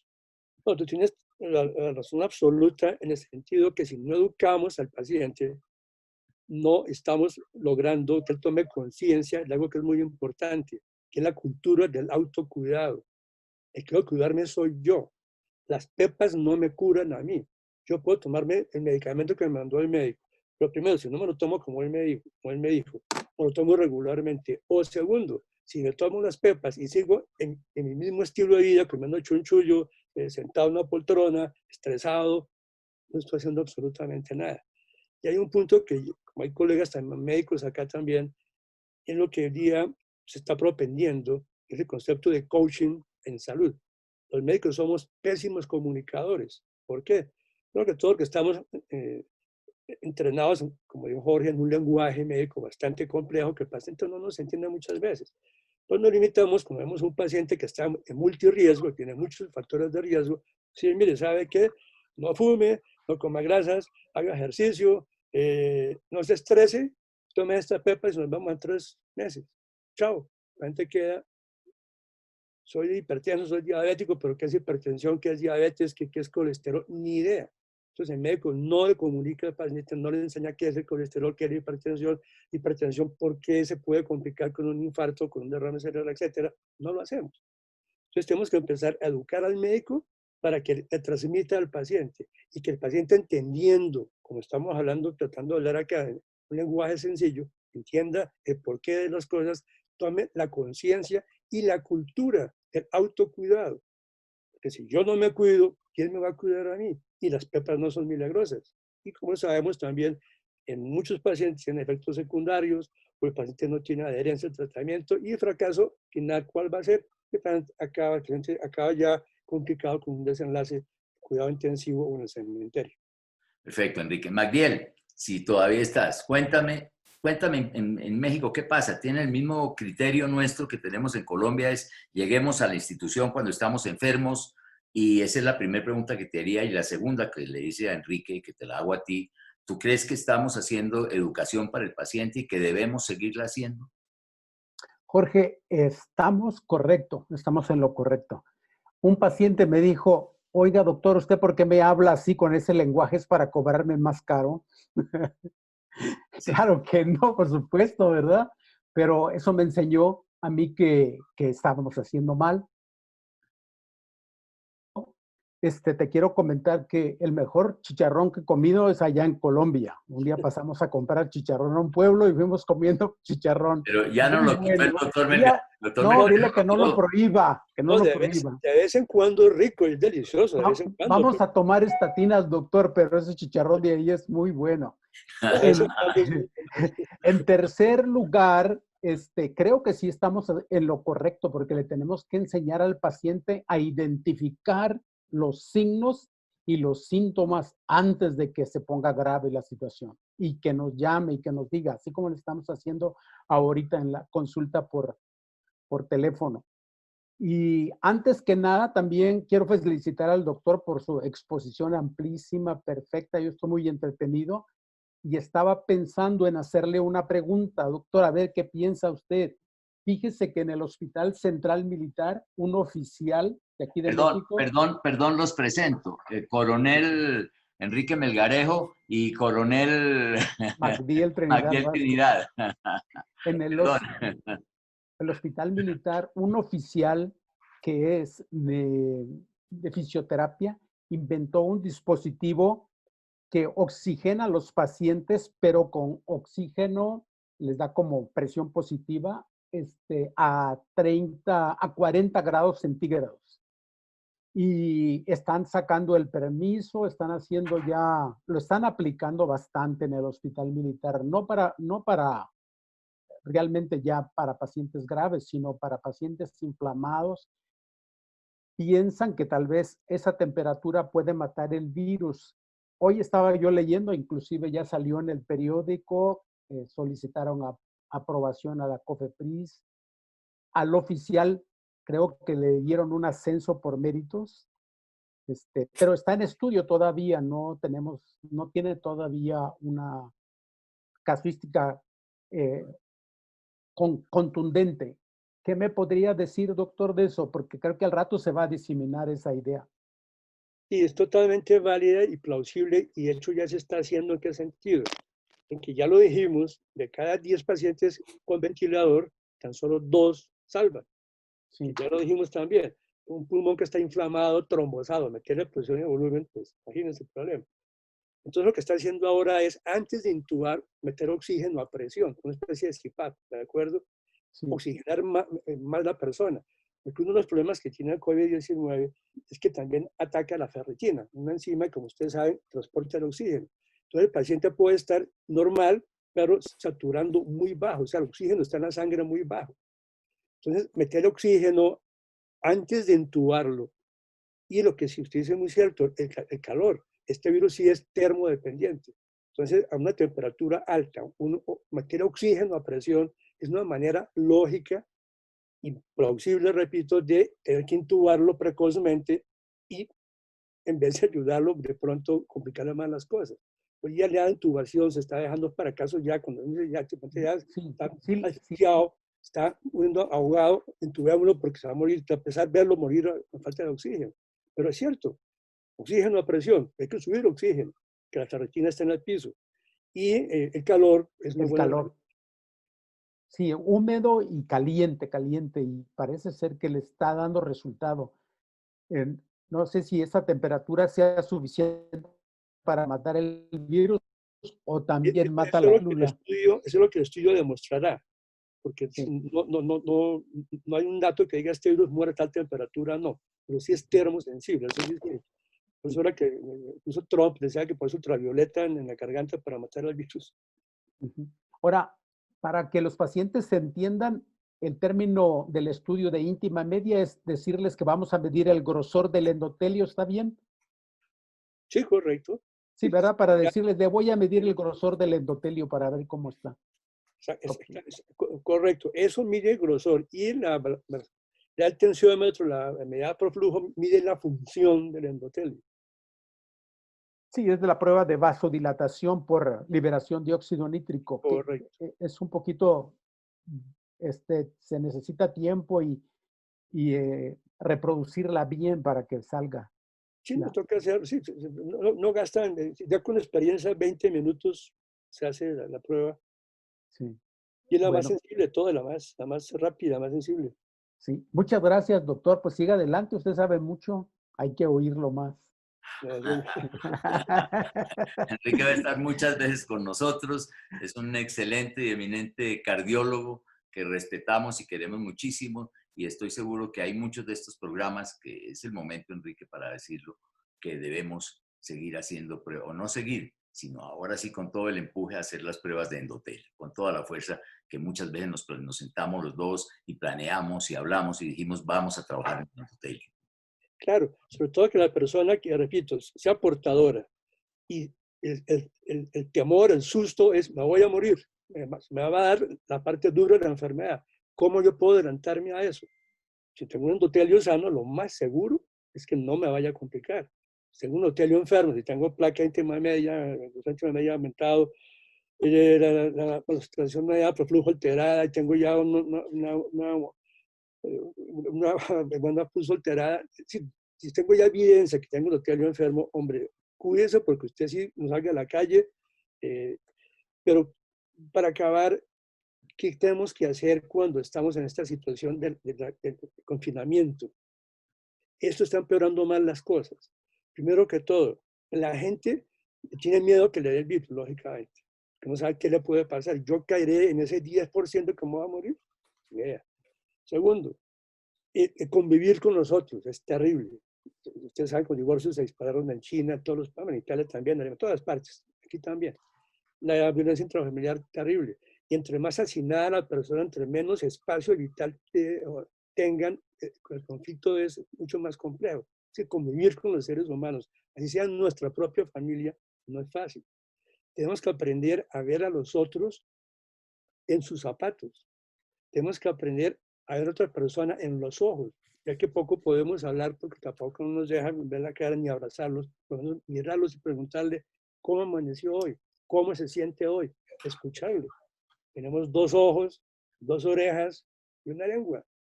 2 para ver, 2 para oír y 1 para hablar. Pero nos gusta es hablar y no observar ni escuchar al otro.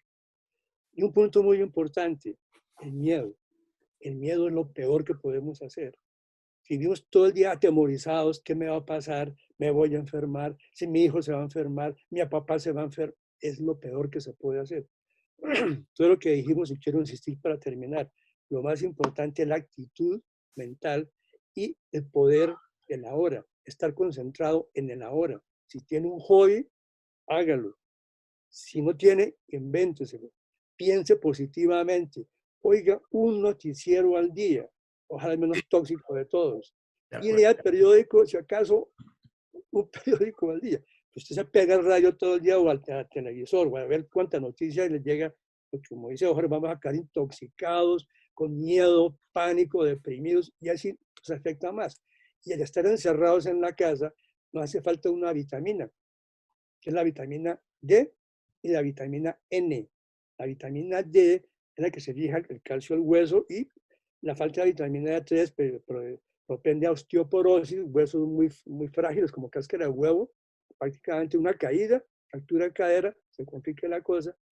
Y entonces el sol nos ayuda a que se active esa vitamina D3 y el ejercicio también. Entonces, exponernos al sol, no quedarnos encerrados en la pieza, en la cova, hombre, que nos dé el sol, no a través del vidrio.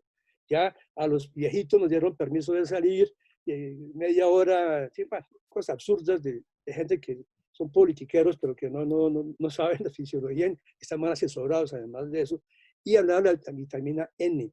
La vitamina N es naturaleza. No nos quedemos en el cuarto, caminemos sobre la hierba, abracemos un árbol, veamos el paisaje, no nos quedemos viendo las 4 paredes con miedo, con depresión y con angustia. Eso nos afecta más. Es más grave eso que el mismo virus. Porque si el virus nos encuentra en etapa de ansiedad, deprimidos, llenos de miedo, nos va a dar más duro, ¿no? Tenemos un inmunológico, sistema de defensa y ya está propenso para que el virus haga su agosto con nosotros y nos lleve lo más pronto posible. Enrique, tú dices que abracemos el árbol, abracemos lo que podamos, Enrique. No solamente el árbol, ¿de acuerdo? Pero abracemos. Entonces hagámoslo. Mira. Digamos eso. Sí, no nos da pena cambiar la condición humana. No, para nada. Los odios, los rencores, los orgullos, digamos, oiga, ¿sabe qué? Lo quiero. A mi hijo, a mi mujer, al vecino, con que conviva yo, lo quiero. Mónica Monsalve le dice a Magdiel, Magdiel, saludos, el chicharrón es tan bueno que hasta los musulmanes lo comerían. Yo creo que de pronto lo comen, ¿no? No, los musulmanes no comen chicharrón, los judíos sí comen un poquito de chicharrón. Pero bueno, te manda ese saludes. Y quiero Muchísimas gracias. Es excelente el chicharrón ahí en un pueblo que está cerca de ahí de Bogotá, fuimos a comprar. Sí, ya sé dónde. Sí, Andrés Carne de Res sí. No, ahí, Soacha, con no todo, tan fino, creo que se fue a Soacha, Enrique. Magdiel estuvo en Sutamarchal comiendo fue Es- longaniza, Ah, doctor. Eso, Alejo, este coño fue longaniza en...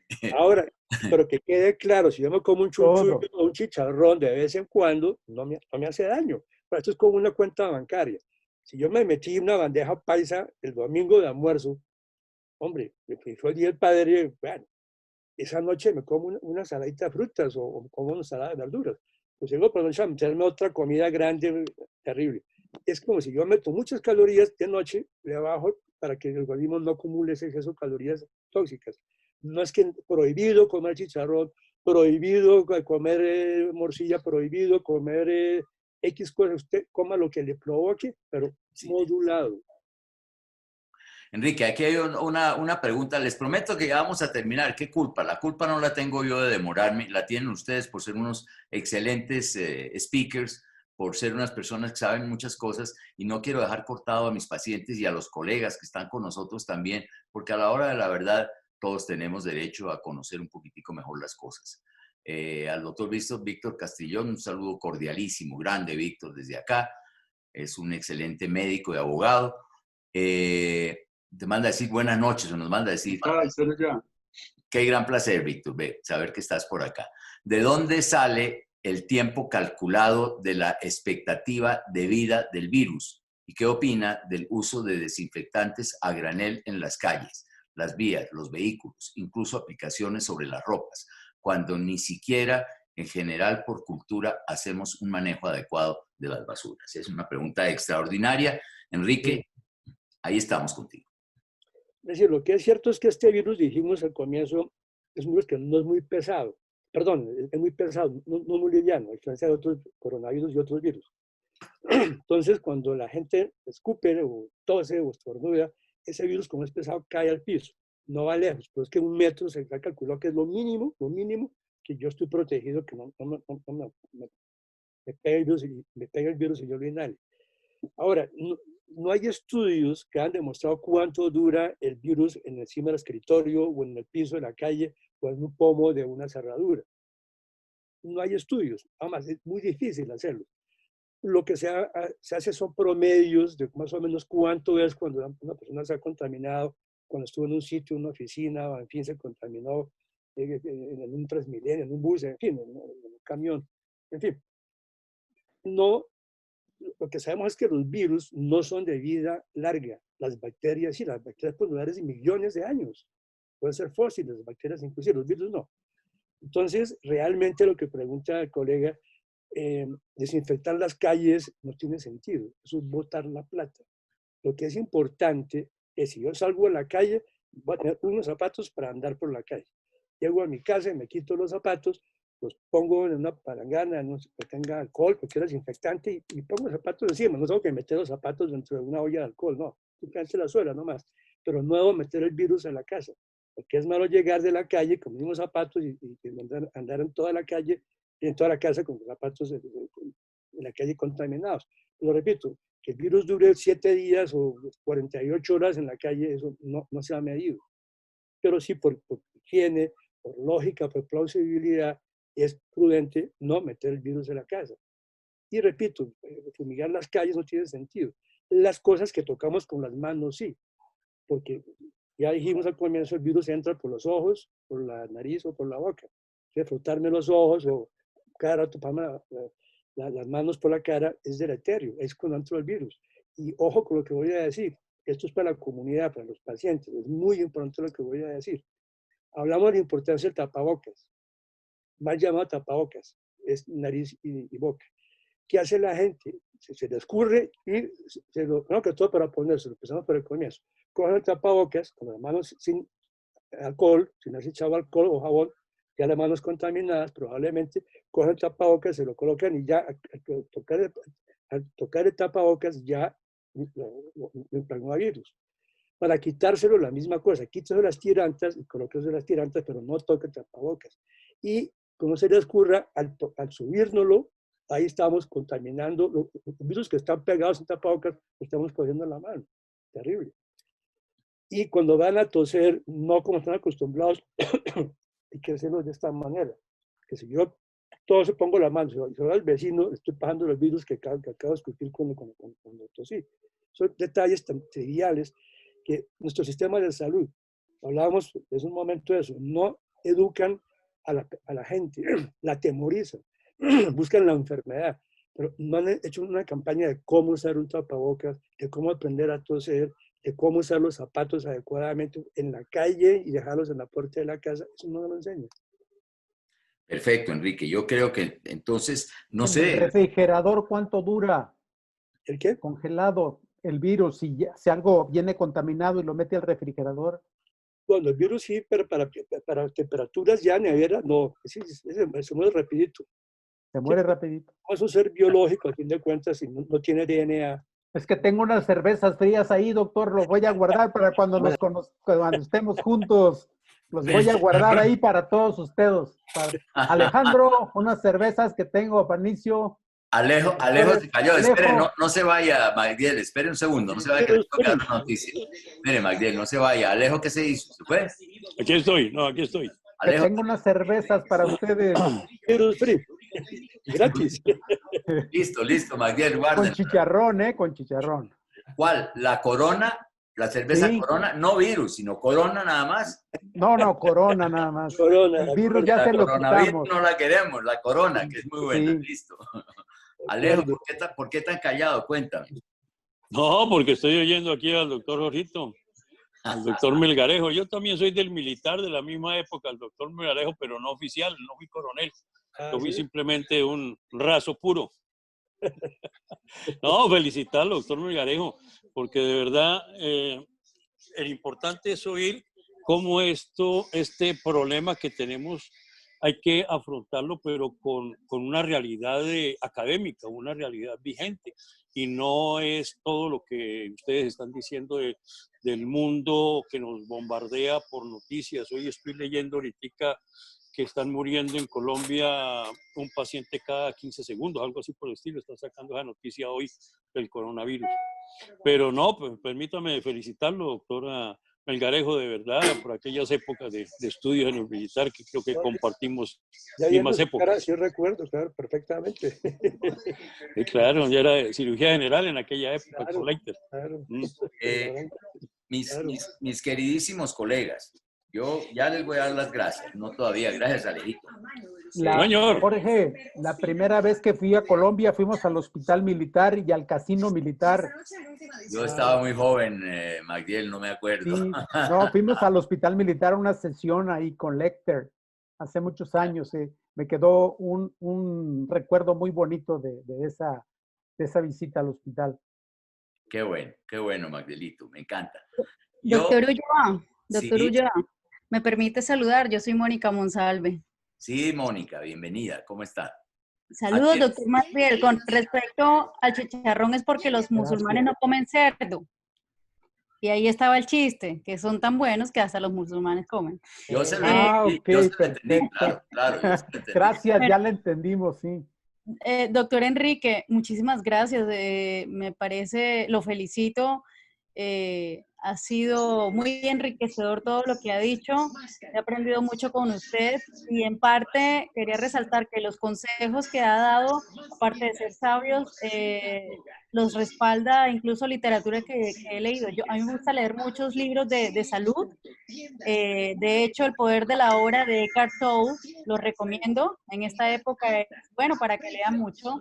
Y eso de abrazar un árbol, de caminar sobre la hierba, también son consejos que fácilmente se leen en esta clase de libros. Entonces, y tienen su explicación, incluso hasta científica, pero bueno. Muchas gracias por todo. Gracias, doctor. Tú me hiciste acordar de una frase. Oírla, doctora. Tú me hiciste acordar de una frase que resume toda la filosofía hindú, que dice: el dolor es inevitable, pero el sufrimiento es opcional. Todo depende cómo yo reaccione. La felicidad me la hago yo mismo, no los demás. Repito, sí, aquí venimos a sufrir. Este planeta no es que sea todo. Tenemos momentos de felicidad, momentos. Pero que tengamos una vida feliz, plena, nadie. El dinero lo puede hacer si quiere, mucho menos. Pero el sufrimiento depende de cómo reaccione yo. El viejo cuento del vaso medio lleno, medio vacío, ¿de acuerdo? Es la actitud de cómo vea yo las cosas. Por eso es que hoy día ya no hablamos de estrés, sino de distrés. El estrés es necesario en la vida. Con el estrés somos cumplidos, hacemos las cosas bien hechas, nos preocupamos por los demás, etc. Pero el distrés es cómo reacciono yo a lo que me estresa. Y lo que es malo del estrés para la parte cardiovascular es la hostilidad. Eso de ser fosforito, de que la suya y reaccionar con violencia, eso es lo que me afecta el sistema cardiovascular. Cada acto de hostilidad que tenga yo, tengo mis catecolaminas disparadas, frecuencia del corazón a 1000, atención subida, tengo trombo, que se me rompe una placa aterosclerótica, que produzca un infarto, una 1000 cosas. Entonces, lo importante, repito, es la actitud que yo tome. Por eso dije, y quiero terminar repitiendo lo mismo, mucho cuidado con el miedo. No se dejan ganar, no se deprima, vive la hora, vive el momento y vívelo paz y con amor alrededor de su entorno. Enrique, muchísimas gracias y les quiero agradecer a todos y me voy a tomar 2 minutos más porque yo sé que ya todos quieren descansar, no quiero que me nombren mi familia, ustedes aquí, porque me demoré muchísimo. De corazón estuvimos felices, hoy sí que estamos felices con todos. Lástima que Raúl no hubiera conversado nada ni nos hubiera contado nada de Perú, pero para la próxima, Raúl, nos dices y nos cuentas muchas cosas. Yo quiero seguir adelante con educación al paciente, pero no soy yo. Dije mal, hablé en primera persona. Yo no puedo hacer, no puedo arar en un huerto vacío, llamémoslo así, en una montaña no puedo arar. Si esto se logra, logramos hacer educación, no es durante el tiempo de la pandemia. La educación tenemos que hacerla continuada de verdad, continuada, con pandemia, sin pandemia, lógicamente más. Ahora se dio la oportunidad para que abramos las puertas. Abramos las puertas a los pacientes de ustedes, por favor. Nada logro yo haciendo estas reuniones o tratando nosotros de hacer estas reuniones importantísimas, conociendo lo que cada uno de ustedes dice, lo que nos habló hoy Enrique fue de verdad sensacional. Yo creo que es una lástima que no hubiera ingresado mucha más gente, porque todos los días hay las preguntas de la toalla mojada y el secador, el ventilador y el frío, todos los días. Si nosotros enseñamos a nuestros pacientes, por lo menos vamos a morirnos con tranquilidad. Yo les voy a pedir el favor que estemos activos, que queramos a nuestros pacientes, que divulguemos con los pacientes de ustedes, no a mí. Ustedes son los que tienen su listado de pacientes, ustedes son los que le mandan a sus pacientes y les hacemos educación a ellos. Por eso hice la pregunta hace un momento, ¿estaremos haciendo bien o estaremos haciendo mal? Yo creo que estoy haciendo bien, creo, pero yo puedo estar equivocado. Y son ustedes mis colegas y mis amigos del alma, más que colegas son mis amigos, las personas para decirme, hombre, no eduquemos más al paciente, que ellos ya están educados. Yo pienso lo contrario, pero por eso les pregunté a todos ustedes. Tan interesado estoy. Ya este es más o menos la octava reunión que tenemos con nuestros pacientes y espero que la sigamos, pero hoy lo digo, eso depende de ustedes.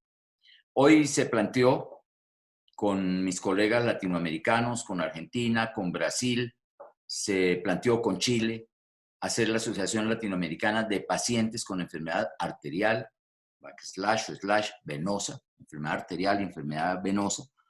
Enseñémosles a ellos, digámosles. Ahí acabamos de darnos cuenta de que nadie tenía idea de los pacientes, no una pregunta. ¿Cuánto vale el examen para medir el endotelio? Bueno, primero vamos a saber qué es el endotelio y después cuánto vale. Por ahora les puedo decir que no son exámenes costosos, no son cosas del otro mundo, son muy sencillas, pero esto tenemos que enseñarlo nosotros. Entonces, invito... Doctor Ulloa, ¿me permite saludarlo? Sí, sí, ¿quién? No me deje, por favor, los linfáticos afuera.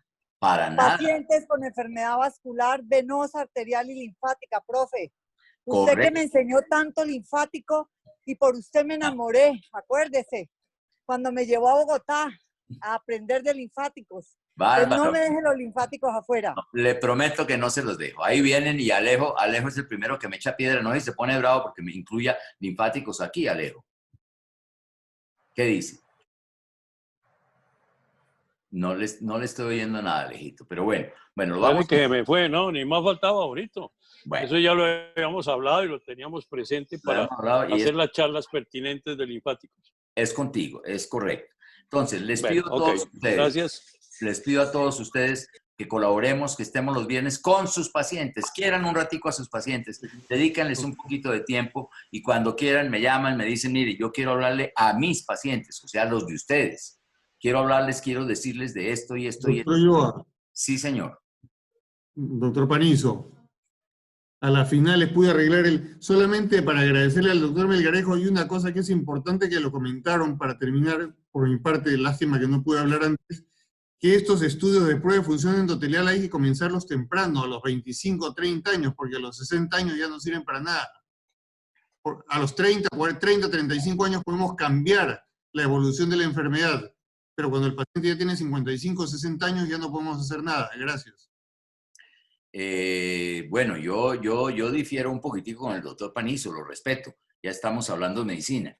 Yo creo que a los 60 años hay mucho por hacer, todavía tenemos, nosotros no podemos perder la esperanza como seres humanos de que a los 60 años ya nos tenemos que morir y hacer por decreto, encerrarnos como nos tienen encerrados aquí a los mayores de X edad.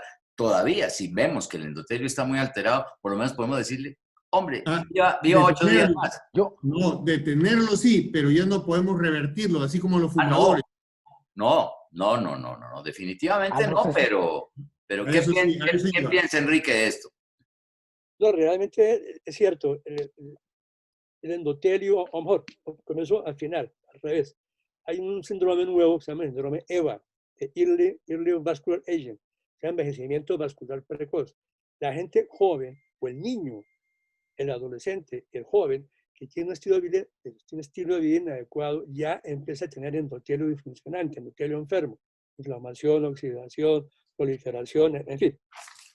Si nosotros lo detectamos a los 25 o 30 años, es el momento oportuno en que podemos, cambiando el estilo de vida del paciente, y si tiene buena adherencia al tratamiento que le demos, como ese proceso, atenuarlo enormemente y en algunos casos revertirlos. Pero, como dice el colega, a los 50, 60 años, lo que podemos hacer es cambiar la curva, el punto de inflexión.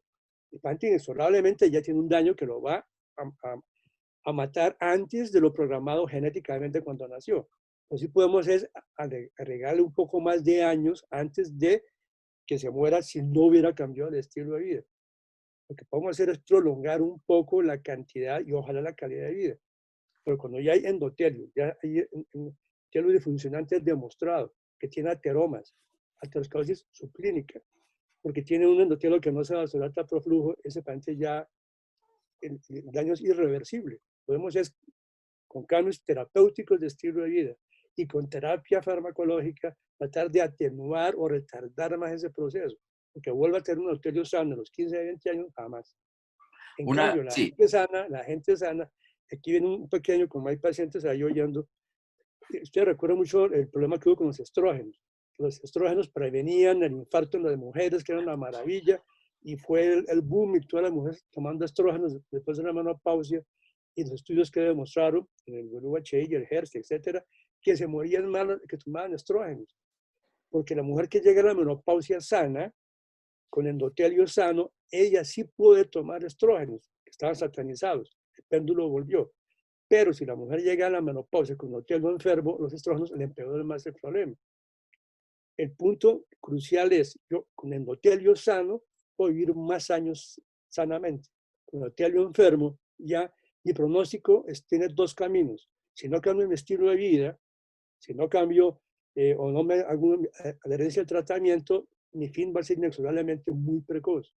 Pero si yo logro cambiar mi estilo de vida y tomar los medicamentos que me dice el médico, voy a vivir un poco más de lo que pudiera hacer si no cambio mi estilo de vida. Acordémonos de esto. Es muy sencillo, perdóname un segundo. Desde que nacemos, desde que nos cortan el cordón umbilical, el corazón empieza a latir. Y el momento que late, manda la sangre a través de las arterias. Y el momento que la manda a través de las arterias empiezan a sufrir desde el momento en que nacemos, no es a los 20 años. Desde que nacemos, esas pobres arterias están sacudiéndose, están golpeándose. Ahora, nosotros debemos llegar a viejos, debemos llegar a los 60, a los 70, a los 80 o a los 90, ¿por qué no? Pero llegar bien, llegar con calidad de vida por lo menos. Entonces, no le quitemos la esperanza a una persona de 60 o de 70 años de mirar cómo está su endotelio para poderle decir, póngase a caminar un poco más, haga más ejercicio, suba, baje, distráigase, viva el presente, como dice Enrique, vivamos, pensemos en qué estamos haciendo hoy. Hay muchas cosas que se pueden cambiar y que se pueden lograr. Bueno, no quiero molestarlos más, les agradezco mucho. Esto quedó en la mitad. ¿Ah? Un último comentario. Sí, Magdiel. Del laboratorio. Sí. Durante 2 años estuve sembrando células endoteliales en caja de Petri y en prótesis endovasculares. El endotelio a los 7 días en el laboratorio ya está envejecido, pero si lo siembras otra vez, vuelves a sembrarlo, a alisarlo y volverlo a sembrar, vuelve a rejuvenecer otra vez, de tal manera que el endotelio tiene muchas características que no la hemos aplicado lo del laboratorio. Puedes rejuvenecer las prótesis si les resiembras endotelio. Bueno, ese es un comentario de laboratorio para que lo reconsideremos. Bueno, hay mucho por Quería preguntarle al doctor Melgarejo sobre la L-arginina. Sobre todo para los mayores de 60 años, ¿tomar L-arginina es bueno o no? Es botar la plata. Lamentablemente, Luis Narro, que fue un premio Nobel de Medicina junto con Furjo, en fin, los que descubrieron el óxido nítrico, lo que hizo Luis Narro fue que él descubrió que era bueno para la difusión eréctil. Y se ganó el Nobel por eso.